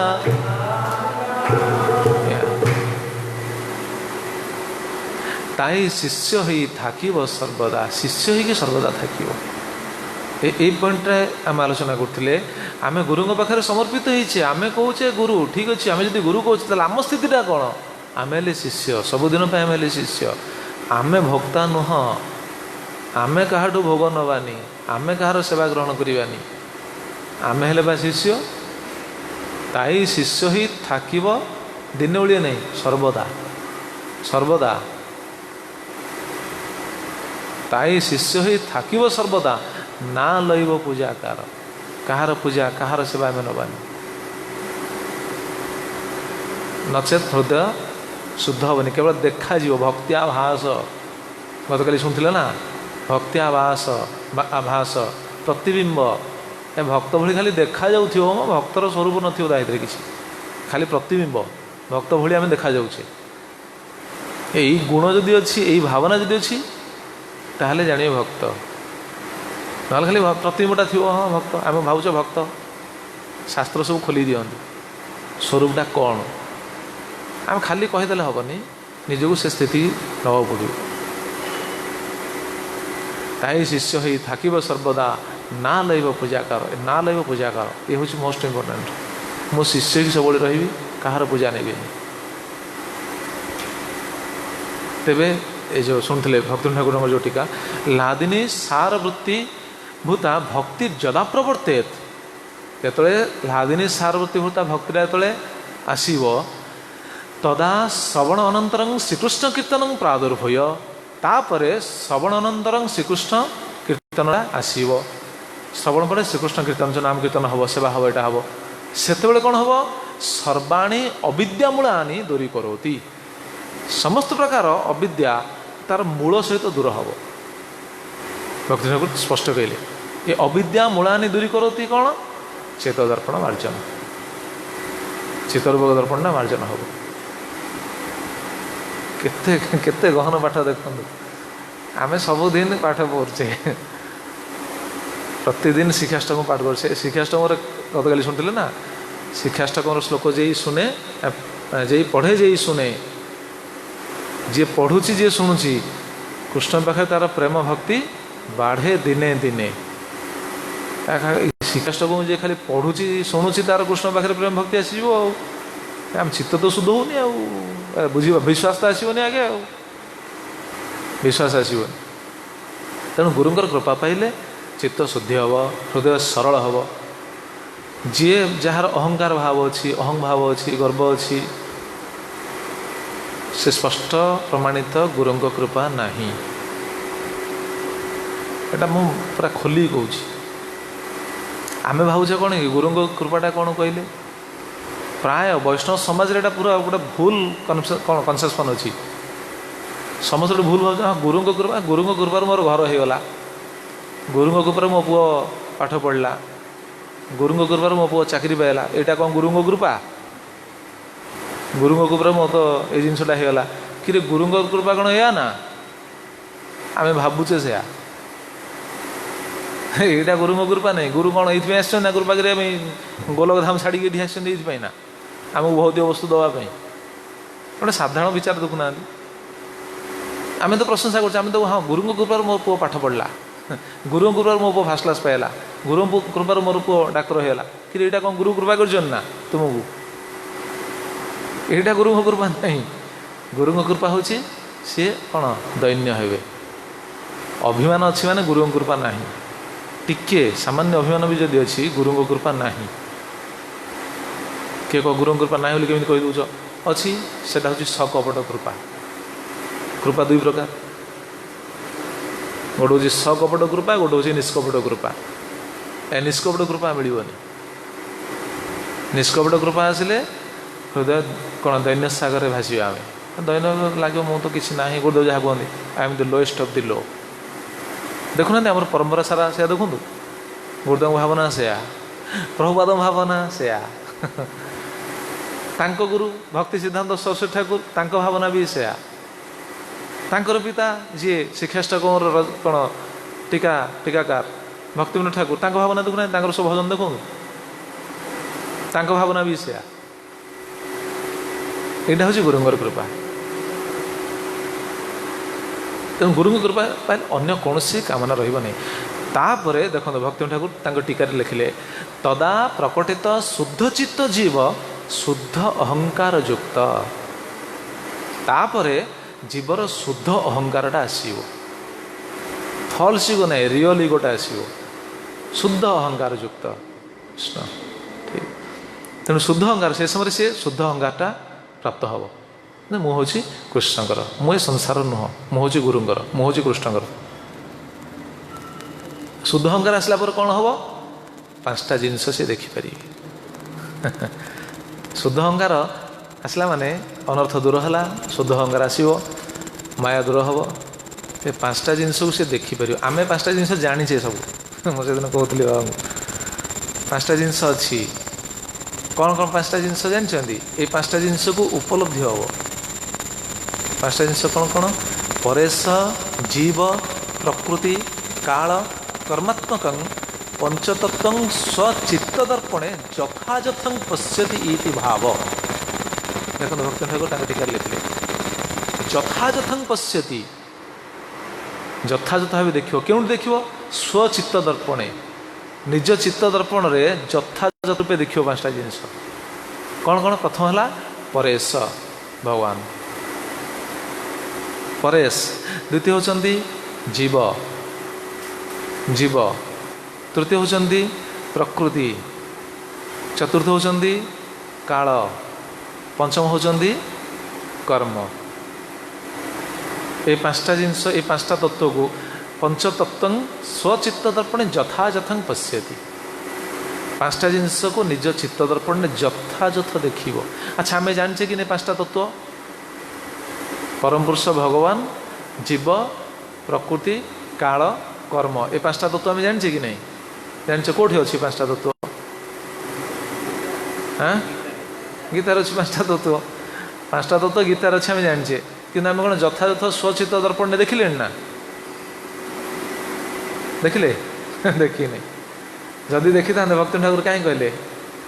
यही समय देखियो अविद्या दूर है पर जिनस को यथायथ देखियो आमे आमे देखी जहाँ आम शुणुले आम जहाँ सब जाने एवं थियोरिटिकाली जाने अनुभव ना देखुचे थियोरिटिकाली आम देखुचे पढ़ुचे बास कहीदेले यथायथ बुझीपार उपलब्धि हम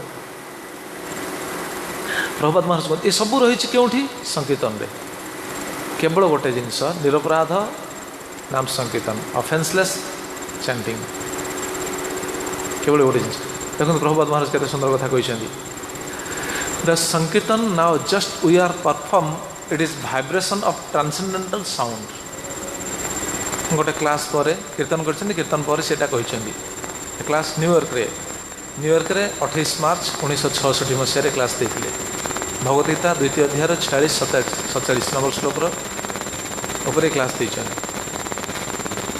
this sankirtan now just we are perform it is vibration of transcendental sound आमे जो संकीर्तन बर्तमान कले एटा हूँ दिव्य ध्वनि तरंग